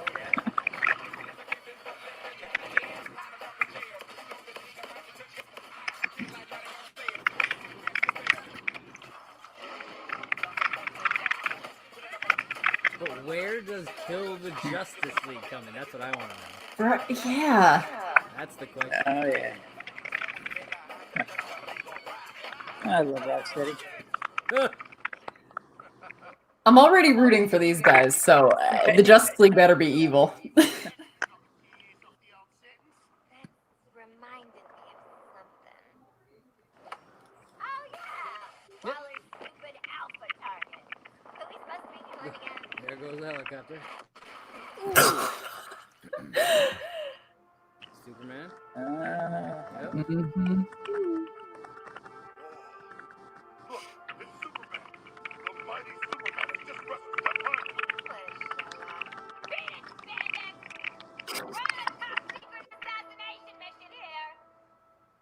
I love her. Uh-oh. Yes! Oh. Oh, yes! See that coming? Oh, Damien called it, but with the poster. Subtle. Yes! Yes. So, I'm assuming then... 2022. Wow, Oh, that's man. a long time to wait. Gives I'm you assuming definitely time to Brainiac pick is up taking PlayStation over the 5, Justice though. League. Okay, very dangerous. Yeah, that's more dangerous than they said it would be. It's Picturing BoJack Horseman. That was really good. That looks awesome. I'm not even a video game person, and I want to play. Yeah, that's gonna be good. There's still 10 minutes left in this panel. I'm sorry. Oh. Who are you? Who am I? Who am I? I'm Harley freaking Quinn, fartface. Who are you?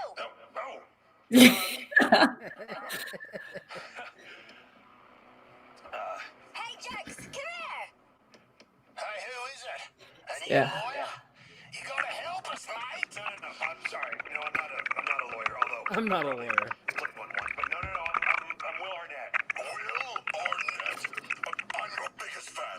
BoJack was the only thing that kept me going in Bel Rev. Every night, starved, tortured. Wait. An actor? Great. Hang up, Quinn. No. Wait. Hang up. Don't hang up. Look, maybe I can help. What seems to be the problem? It's Waller. She wants us to kill the bloody Justice League. We're way out of our depth here. We need to get out of this insane mission.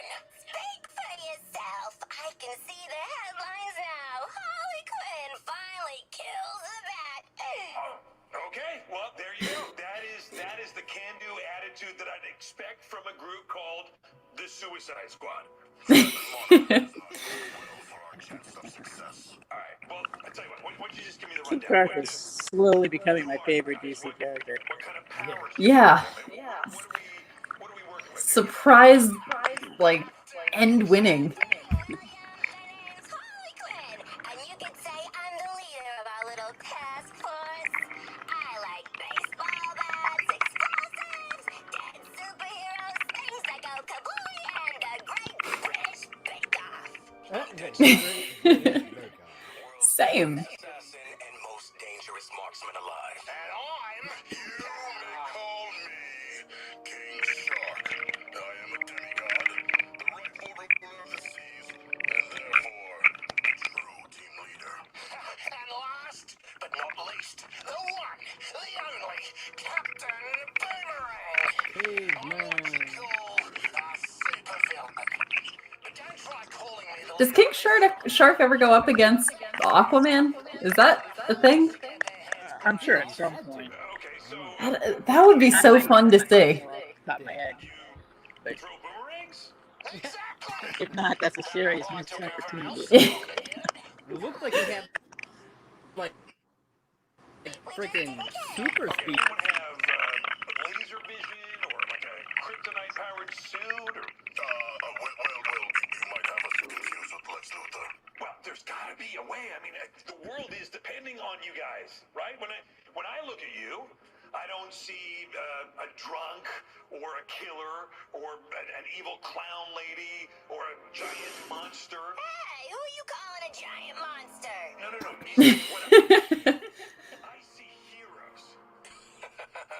You must not have heard of us. We ain't your heroes. Okay, fine. Criminals ready to pay back society and earn themselves a full pardon. Full pardon? Not even bad. Or do we get to kill them all? Even Flash? Yes, yes. The mission is literally called Suicide Squad Kill the Justice League. That is kind of the whole point. Ooh, do I get to, like, devour them and gain their powers? I don't know. Is that a thing? I mean, I can't see why not. All right, screw it. If we're going to die on a mission, might as well do it paying back those self-righteous pricks. Then it is decided. Let us do it for acclaimed actor Will Arnett. Will! Thank you. I do what I can with my looks and my steely soft voice and of course my looks. I don't know if I mentioned that.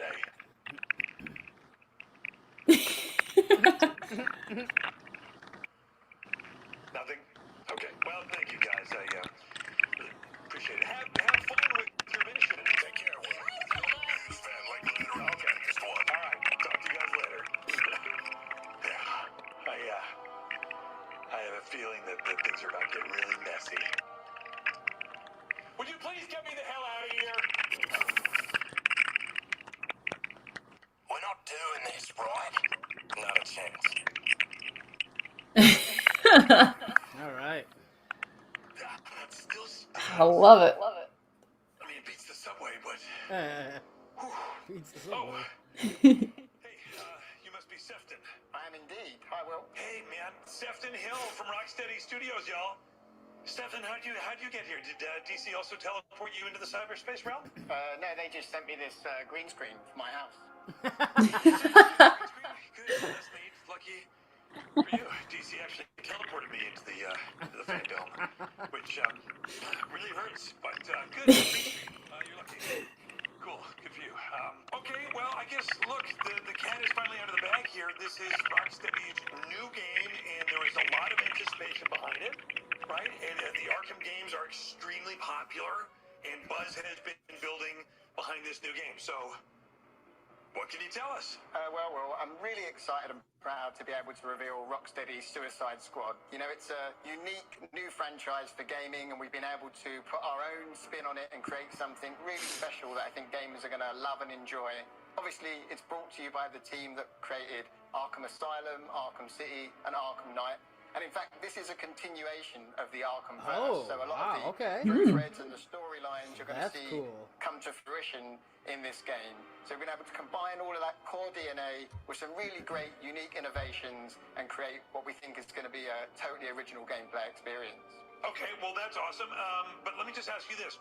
Why this game? Why Suicide Squad? Well, when we're starting any game, Rocksteady games are all about a character-driven game. You know, it's all about that kind of heart and soul of the characters that we want to bring to life.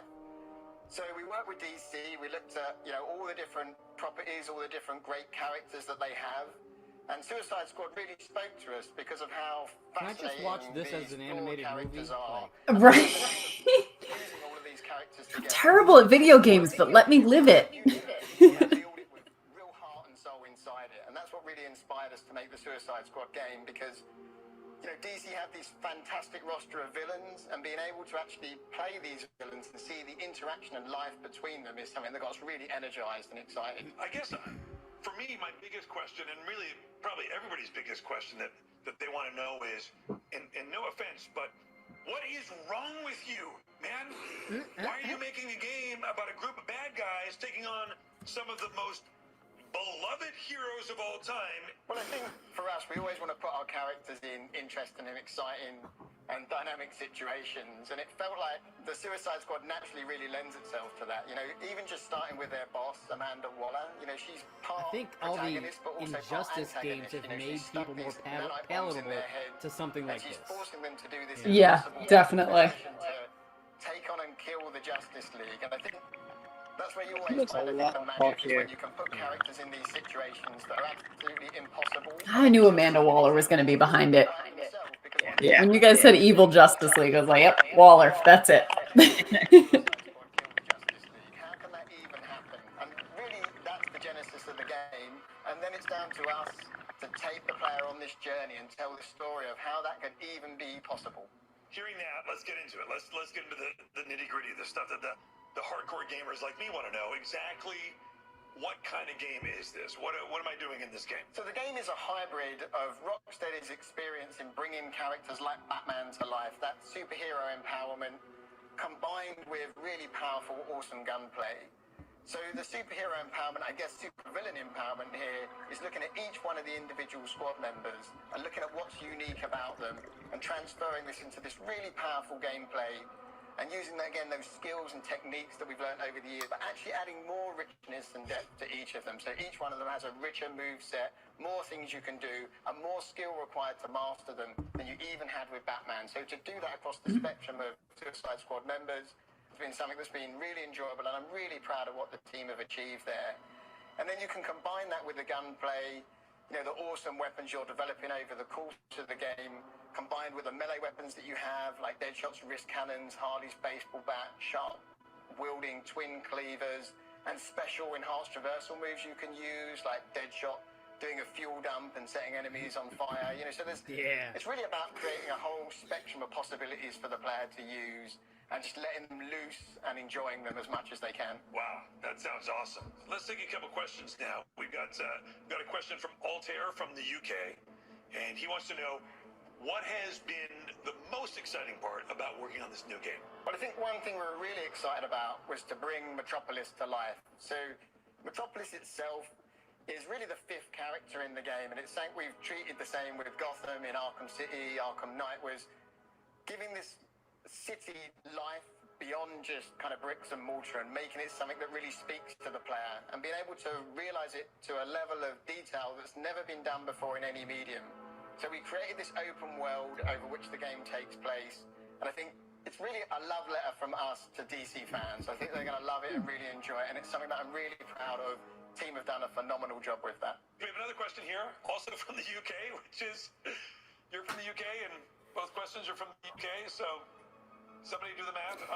But Ellis from the UK wants to know, with the Suicide Squad game that's coming up, will we be playing as every character from the squad or just one? And if it is just one, which character is it going to be? Because I want some help killing Superman. Well, the game itself, the structure of the game is it's a 1 to 4 player co-op game. So if you want to play single player, you can totally play single player. I mean, our mantra has been that you play this game how you want to play it. So if you play single player, you'll still have a full squad with you. You'll have 2 players, 2, 3, 4 will be filled by bots who will fight along with you and really join in the fun and obviously give you that squad experience. But if you want to play multiplayer with your friends, that's still absolutely great. They can join in and take the role of the other squad members. And the great thing is that that's a dynamic experience. So you can play some of the story single player, some multiplayer. The whole game is accessible, single player, multiplayer, in and out of those 2 modes, however you want to do it. So it's really something that we just want to give up to the fans and let them choose. And of course, if you're playing single player, the other cool thing is you can even switch between the characters. You're never locked to any particular character for any particular section of the game. So you want to play as Deadshot, jetpacking around, sniping enemies, you can do that. And then boom, just instantly switch to playing as Harley, swinging around and flying into enemies from a baseball bat around the head. So there's so much freedom in the way you play the game because we really wanted to get across that feeling of being a whole squad and not just one person going on this mission. Lastly, I'd like to know, if it's okay with you, if can I be in the new game? I'm not saying Task Force X, I'm just saying maybe just like a random handsome guy who's hanging out in Metropolis, just being handsome and dodging chunks of debris. Did you say handsome dodging? Yep. Handsome dodging. Thank you for joining us, Sefton. The game looks absolutely spectacular, and it will be made even better by the appearance of me as an NPC. Sure thing, Will. Good luck teleporting home. Huge mistake. Looks insane. Talk about turning the tables. I am right there with you, Sam. Looks so awesome. In fact, you know what? It's time for the Batman. I mean, we've been hanging out with the fans all day. Wait, this one's Aisha Tyler too, right? I think so. Yeah. Oh, I hope so. I'm so excited. Who's going to be joining us here very soon. Okay, great. I'll tell you what. Why don't we go and chat to James Gunn and see what he has to say when I asked him my question. Oh, yeah. If you could be a Suicide Squad member, or which member you identify with the most, who would it be and why? I probably identify with Polka Dot Man because he is completely an outsider who's a mess, who doesn't know what's going on, and I wish that I could be. I guess I wish I could be Ratcatcher too, because I think she's the only character that has any sense of herself and any grounding in sort of a human sort of way. So I really like Ratcatcher too, if there's one I wanted to be. Okay, that's it for me. Let's head on over to Aisha to end the show. Bye. Thank you so much, Sam. That was killer. Guys, there is no place that I would rather be than right here with you right now in this hallowed place where we all get to come together to celebrate us, the fans, and all things DC. And I've got to pinch myself right now to make sure I'm not dreaming, because we have the man who is starring in the next feature film incarnation of one of DC's most popular characters of all time. We're talking more than 80 years here, guys. So ready your bodies, because here is the Batman. Here we go.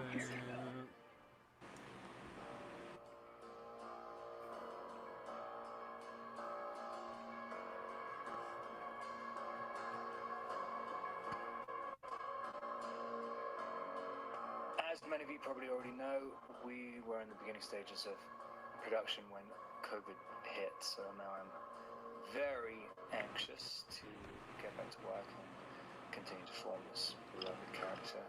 I've always been a massive fan. I'm not really allowed to share anything. Even when he doesn't brood, he broods. Right? Like, I think this is him excited. And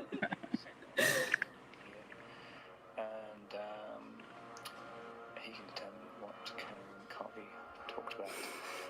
But I do know that if you stick around till the end, there's a cool surprise. Surprise. I'm calling first trailer because they have filmed stuff, so we can probably get like a first teaser. Oh, please, that'd be amazing. So excited that you're here. Thank you so much for coming by. Thank you. It's great to be here. So, as Robert said, it's super early to tell us much about the movie, but I think what's exciting about where we are with DC and with this franchise specifically is that there's been a multiverse of Batman, right? And now you're taking over this particular iteration of Batman. What made you Love the mustache with that outfit. Look, I love Batman, and I've loved Batman since I was a kid. And I never even imagined, when I began making movies, that I would do genre movies, because I just love certain kinds of movies that were very character based. And it's really interesting that as I got deeper into genre, I realized that that was a way to do very emotional stories, but under the guise of these sort of great mythic tales. And in particular, what excited me, and the thing I related to in the Batman story, was that he isn't a superhero in the traditional sense. He might have a cape, but he can't fly. He's like you and me, but if he has a superpower, it's the ability to endure, and not only the ability, but the kind of compulsion. And so Getting a Ned Flanders vibe. Right? This is not what I pictured from Matt Reeves. I like it, but it's just different. But it's about the early days of how he is Batman, and he is so far from being perfect. And watch us sort of see him becoming what we all know about him and see it in new ways. I felt like that was a way to do something that hadn't been done, and that was really what I was excited to be able to do in this iteration.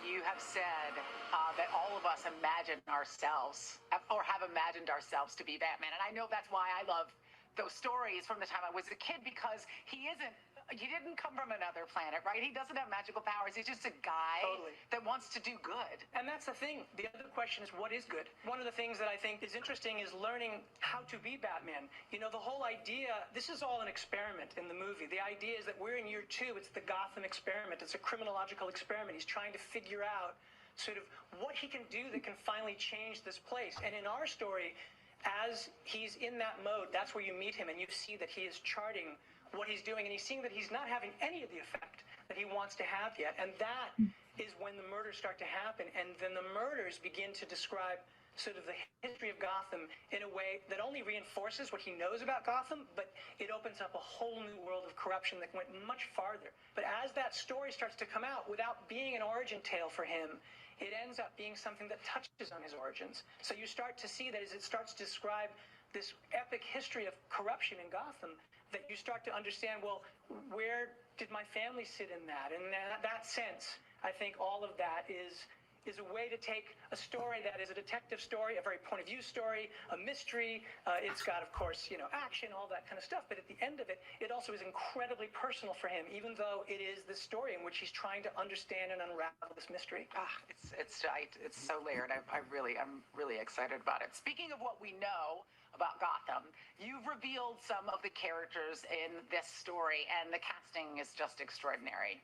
They're amazing. I mean, we have, Paul Dano plays a version of the Riddler that no one has ever seen before, and it's really exciting. He's such an incredibly creative actor, and so what he is doing, I think, is going to blow people's minds. And then to have, Zoe Kravitz, her iteration of Selina Kyle, to me, that's incredibly exciting. You have an iteration that you've never seen of what she's doing, but it touches on all these kind of iconic sort of things that people know from the comics. So it's always about trying to square what you sort of know with what also is new. And that is really part of, I think, the exciting sort of process of making a Batman movie, which is to find a way to make it your own and to find a way for the actors to make it their own, and yet still connect to all these things that people also go, oh, that's my Selina. I know who that is. And I guess the one thing about the Rogues Gallery is that it actually, in a weird way, is the origins of a lot of our Rogues Gallery characters. So,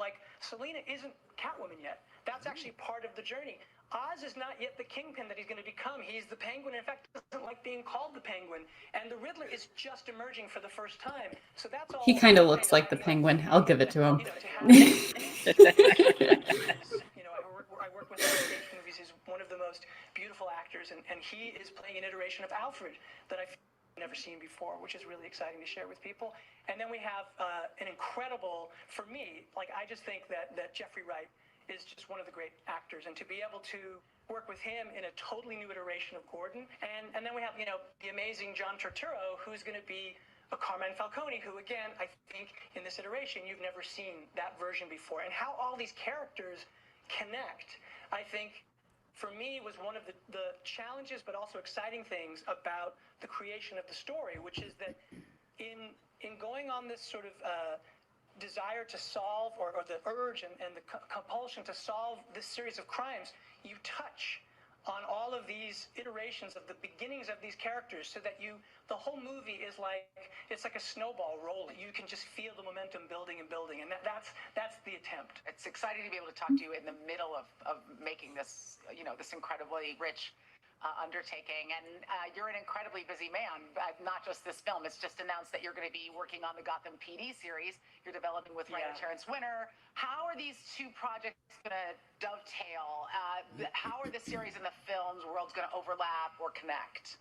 Yeah, totally. I mean, for me, the idea of this story was a story in which Gotham, which has this sort of depth of corruption, and then the idea that we could actually do a series that is going deeper into an aspect of it, which in this case is the corrupt police department, the corrupt inner workings of the city, and the way we're going to do the series, which is, I'm incredible. Terrence Winter is just an incredible writer. So the idea that we got him to do this, just is literally a dream. And the idea is we go back to year one.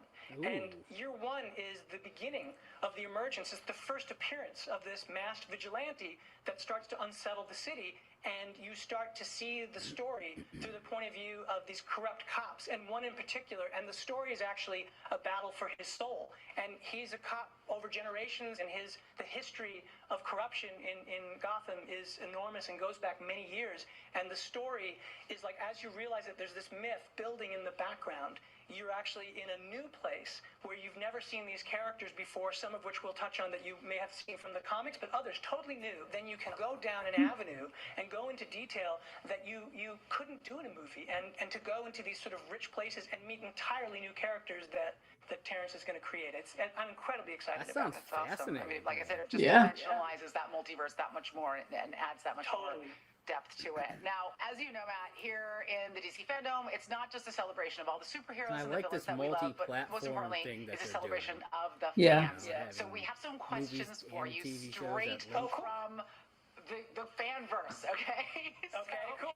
Here we go. All right. right. This question comes from Arvin in the UAE, and he asks, when it comes to costume design and the collaboration processes behind it, to what extent were stars able to implement their own influence within the design? That's a good question.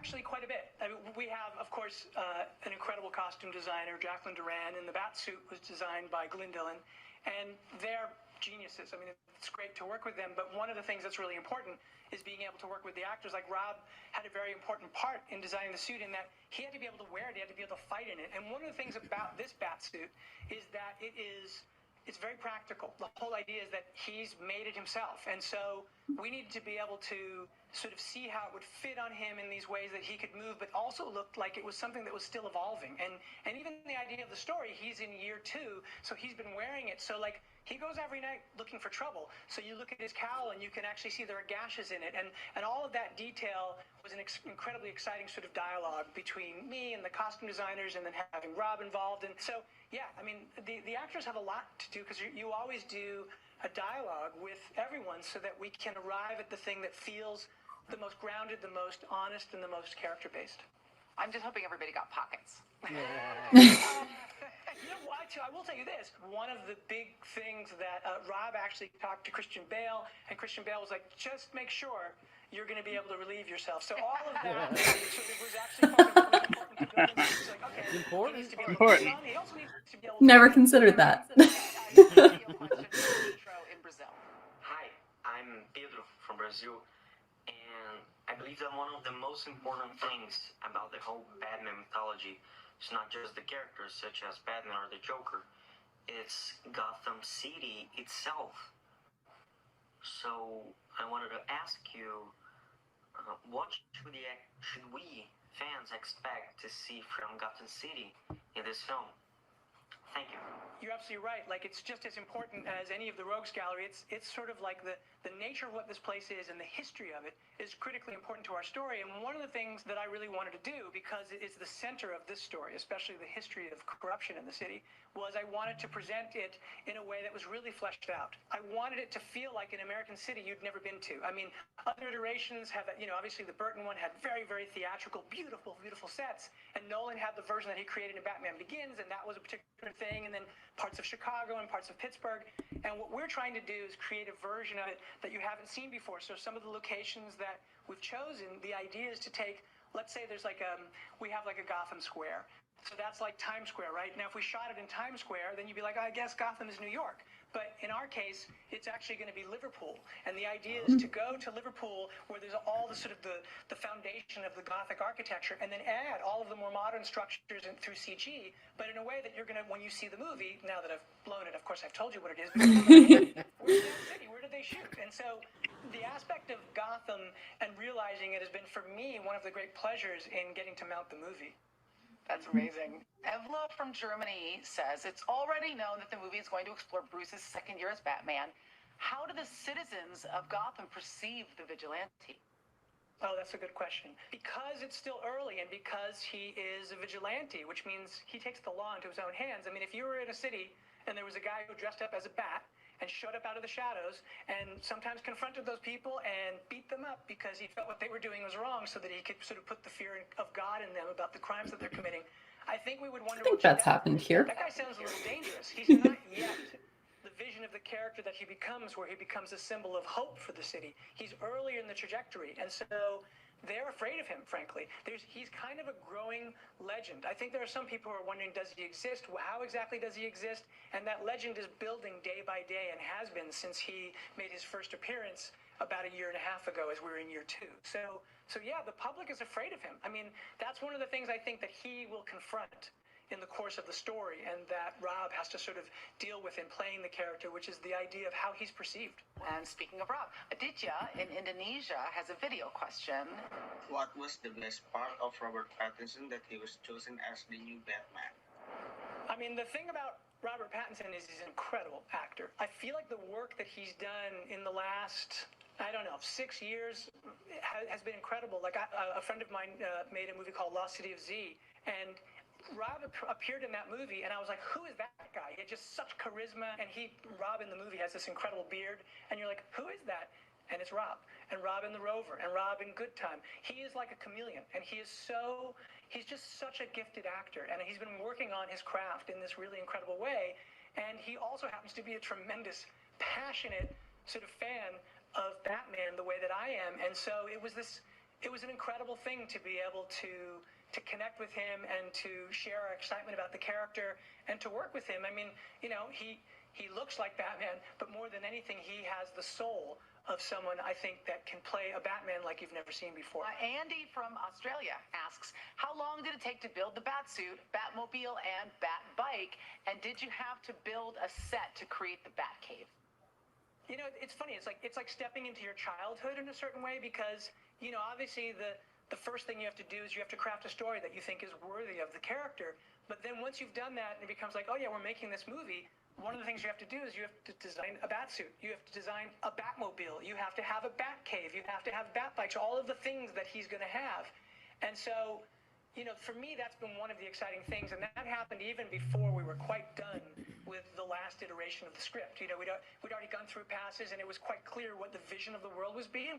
While I'm writing, I actually already have a production designer on, and so he would be sending, as I'm writing scenes, I might send stuff to James, and he's like, oh, well, what about this for a Batcave? And so, yes, we had to build a set for it, but I think it's an incredibly original and different set. I think it's going to be really fun for the audience to discover what version of exactly this Batcave is going to be. The Batmobile and the Batsuit, they took a long time. You know, I mean, Glenn came on quite early, and we worked in the designing of it again as I was writing, and the idea of him being able to fight in it.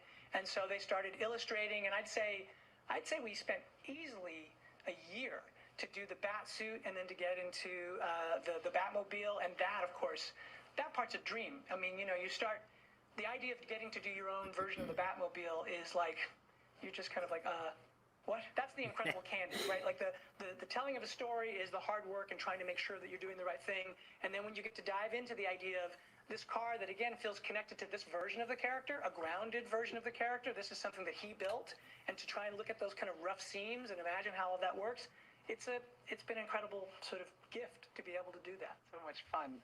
Alejo from Argentina asks, what will be the main difference between this Batman and the other incarnations from previous films? Oh, yeah. Well, I mean, I think, you know, as we said, it's not an origin tale, and you're meeting him in the early days. And for me, what's really important about this iteration is that, you know, a lot of the other stories are very much about how he had to master his fear and master himself in order to become Batman, and that in that Batman state, he's sort of in his best self. And I think for me, what was exciting was not doing that, not doing the origin, not doing what we'd seen done so beautifully in other movies, but instead to meet him in the middle of this criminological experiment, to see him in the becoming of Batman, and to see him make mistakes as Batman, and to see him grow and fail and be heroic, do all of the things that we associate with Batman, but in a way that felt very human and very flawed. The biggest fantasy, of course, as a kid would have been to be Batman. And so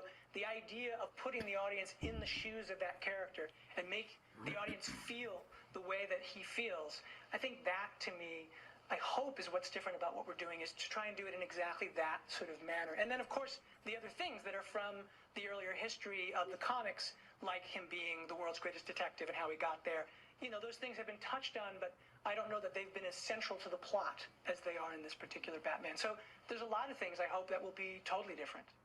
Cliff from Australia asks, what's one deep cut comic fans might be surprised to see has inspired the Batman? You know, for me, because I wanted to get into the mindset of the character and I wanted to think of the psychology, for me, I think one of the cool deep dive ones was Darwin Cook's ego. He's confronting the beast that is Batman, and it's there's a kind of duality. I mean, there's a lot in what, you know, is trying to do in the story about him confronting the shadow side of himself. The degree to which you have self-knowledge, you're able to understand your motivations, but he's broken, Batman. So while he's doing all of these things for the reasons that he thinks is right and that have a heroic sort of grounding in them, there's also many things that are driven by the parts of himself he doesn't yet know. And so I would say that that kind of sort of psychological Jungian shadow side, that sort of version of it is very much connected to that vision from Darwin Cook, from Ego. Yosef from Bolivia says, which non-Batman movie were Matt Reeves, yours, inspiration for the Batman? Oh, well, because the movie is a detective story, because it is a thriller in the sort of cop world, and because it's about corruption, we're treating this Batman story as if this could have happened. I mean, the idea is that, as I said, Batman doesn't have the ability to have sort of super heroic powers. He just has super heroic focus and super heroic drive. And so, for me, a lot of movies like Chinatown was a key one, because Chinatown, Jake Gittes, in investigating that sort of the series of crimes that were part of that story, he discovers the depth of corruption in Los Angeles. And so in that way, it's like a classic noir. And that's very much the series of murders that Batman is investigating are very much in that mode. So Chinatown was a really big one. And that idea of that kind of gritty, flawed, this humanity of it, that was very much inspired by those kinds of movies, by like French Connection and other sort of cop movies like that. I would say even a movie like Taxi Driver, the description of a place and very much getting inside of somebody's head. And I guess a lot of really sort of 70s street grounded stories. So, Matt, one of the exciting things about the Batman as a character is that he's so layered and so kind of intense that you can dip into his life at different points, and none of these different characters, these different iterations of the Batman or Gotham or the entire kind of Batman universe as it was, will tread on the ground that others have already covered. Oh, totally. I mean, for me, that's exciting. Like the idea of the history of Batman, like just the idea of the actors who have played Batman, like Adam West, when I was a kid, like Adam West, that was like, when I was 5 and watching him as Batman, like that blew my mind. I wanted to be Batman so badly. And then I remember when I was a little bit older and then Keaton came onto the scene with the Burton movie, I was so excited they were going to do a theatrical version of that.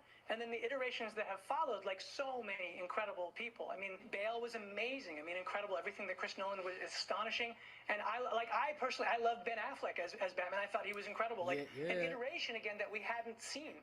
So like, in fact, I'm really excited because I know that they've got, Zach is going to be doing the new Justice League cut of his that he didn't get to do originally, and now he's getting to do it, and I can't wait to see that. So for me, the idea that there are sort of, first of all, to be a part of history like that is an incredible thing, and I do think that that's one of the things. It's kind of like the comics, when you look at the comics, there are so many iterations of Batmans. There are so many different people's Batmans. There's Neil Adams' Batman. There's, of course, there's Bob Kane and Bill Finger's Batman, and there's Frank Miller's Batman. There's so many Batmans, and so to me, that's one of the joys of being in the kind of comic book world, is to try and say, hey, what can we do to put our spin on this so that people can find a new way of looking at that character that they love.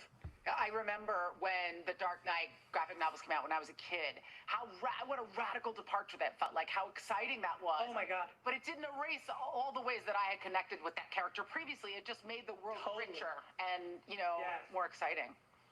So. Yeah, totally. I mean, that's the thing. It's like, it's the strange thing of wanting to be able to find a way to come at it in some new way, and yet it has to be connected to that thing that you love. And that, for me, being part of that history and being part of all of that is sort of almost unbelievable. You have to pinch yourself. So, Matt, before we wrap up, I think that what the fans really want is to get just even a tiny glimpse of what the film is going to look like. And, this is a fan experience. I'm hoping you brought us something we can show them. It's Fandome. And, having been to Comic-Con and all of that, you don't come without anything. And, look, we've only shot 25% of the movie, 25-30% of the movie, so there's so much. This is just scratching the surface, but there was no way that I could come here and not bring a look at the movie. So, yeah I'm incredibly excited to share what is just the first tease of our movie, and I hope you guys like it. Here we go. Oh, yeah. Oh, boy.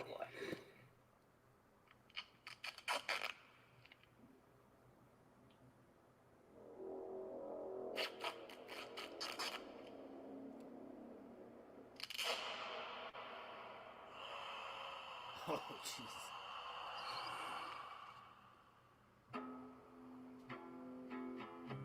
From your secret friend.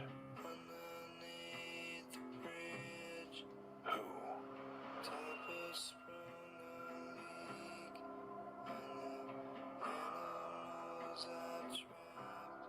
Haven't a clue. just me and you. Any of this mean anything to you? Totally. Gotta be a Riddler, right? Sounded like a riddle to me. Yeah. Oh, shit. Becoming quite a celebrity.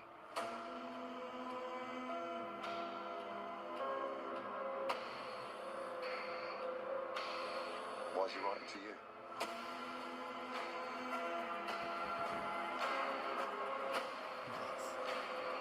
If you are justice, please do not lie.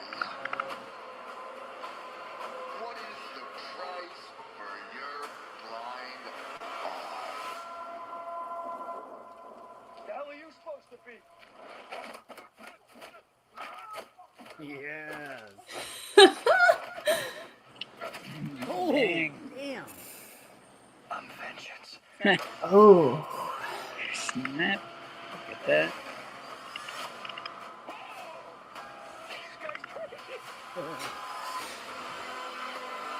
I love that this is the song they use. Yeah. Yeah. Me too. Oh, I'm so excited. Man. You're part of this too.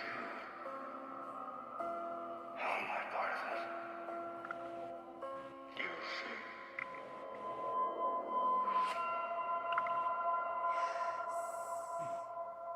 see. Yes, that looks awesome. God, that it looks fantastic. Whew. And I think the suit looks good in action. Yeah. Yeah, he pulls it off completely. And I love Catwoman's little little ears. They've only filmed a quarter of it, Davis said. Thinking about what they just showed us, and it's only a quarter done, that is insane. It's a Yeah. pleasure to be here, and I'm really excited that we're going to get back to making this movie. I officially trust Matt Reeves. It's the mustache. You trust a man with a mustache. Obviously, most of you would know that. Behind the whole DC fandom itself. We literally would not be Ooh, that's here a sweet if it wasn't Kilowog. for you. Yeah. You're awesome. And for those of you who are just joining us now, stay tuned for the Wonder Woman panel as our DC fandom show starts from the top in just a minute. That is right. The same amazing programming in this incredible Hall of Heroes coming your way. So if you took a bathroom break and missed even a minute, do not move because the show is going to go on again. This is your opportunity to get exclusive insider information and special looks at your favorite characters and comics. Plus, don't miss the amazing art submissions and cosplay costumes sent in by you, the fans. On behalf of all of our global hosts from around the world, I'm Aisha Tyler, here with my co-host saying thank you so much for watching. And if you're just joining us, there's so much more ahead. So, stay right there.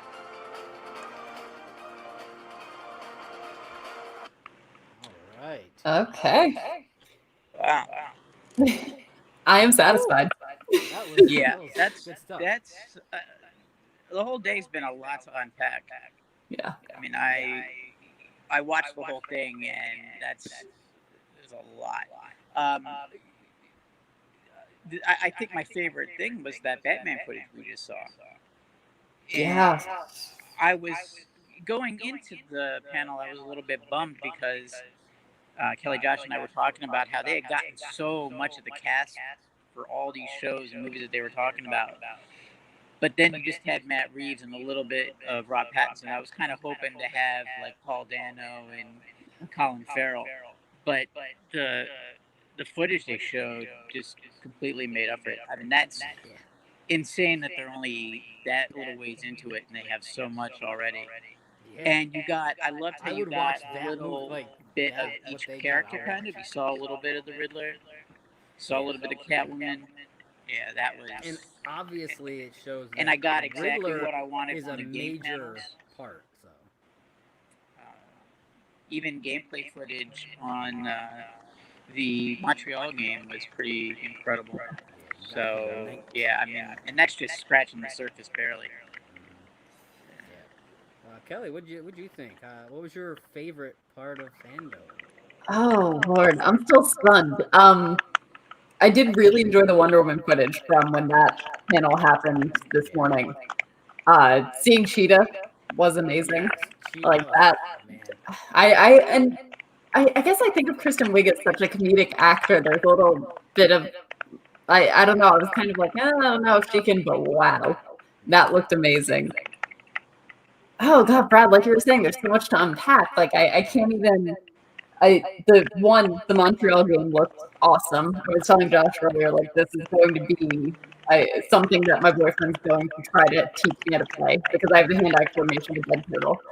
I mean, and the Suicide Squad game looked awesome too. Like and Milestone, that's like up here for me. That's amazing. Yeah, that was a great surprise. Yeah. I guess my favorite part was like all of it. Even the little dogs during that one set with the CNN thing. Adorable. Did you see the Harley Quinn part? No, actually, I think I didn't see it. Oh, I saw the tail end of that. I saw her say something about. I heard some of the bleeps. I didn't catch the whole. It You was know. exactly what I thought it was gonna be. Animated Harley Quinn answering questions, only the way animated Harley Quinn could do. Oh, that's amazing. No kumquats though. Sorry. No. All right, I'll maybe for the next one. I'm gonna tweet it till somebody answers me. I think other than the footage for the Batman, because I think that was my favorite stuff.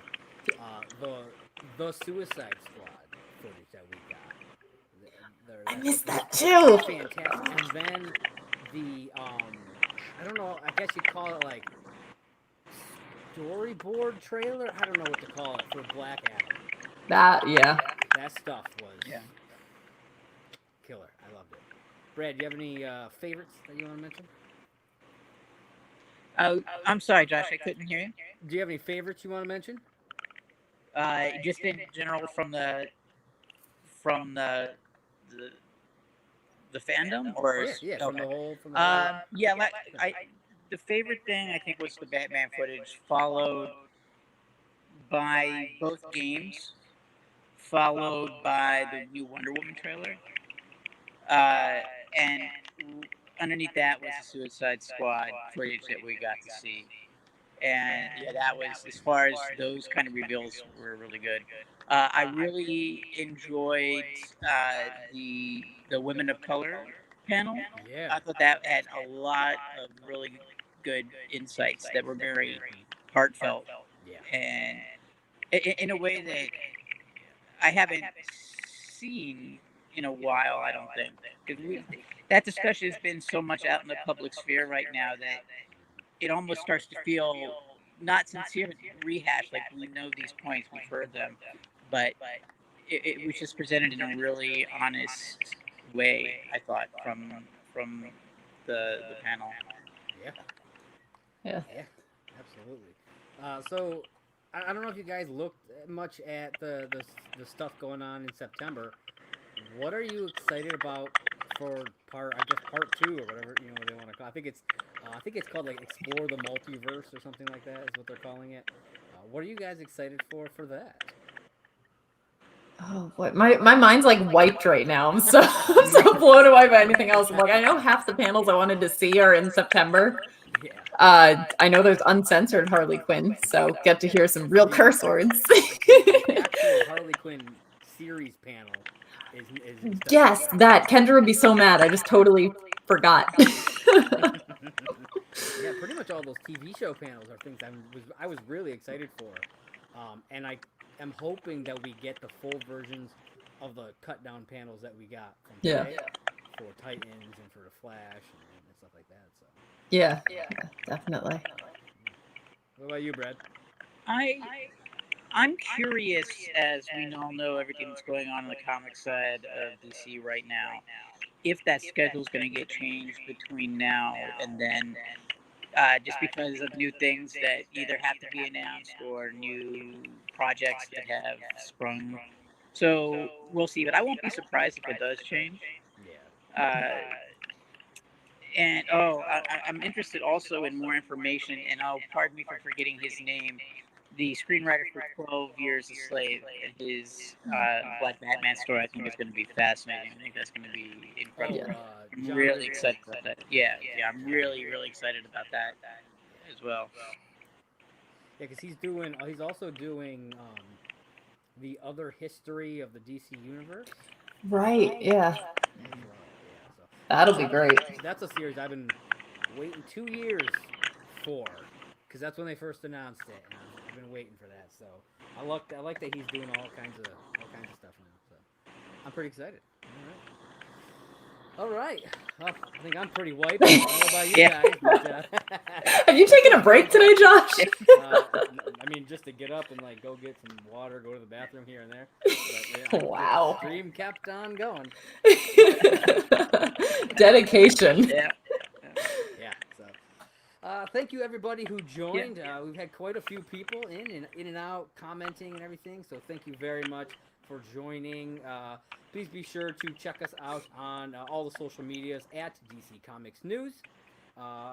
Brad, where can people find you? You can find me writing news and reviews, DCComicsNews.com. You can find me on the Harley Quinn Mad Love podcast and on the regular DC News.com podcast. You can follow me on Twitter at WikiB1. All right, and Kelly?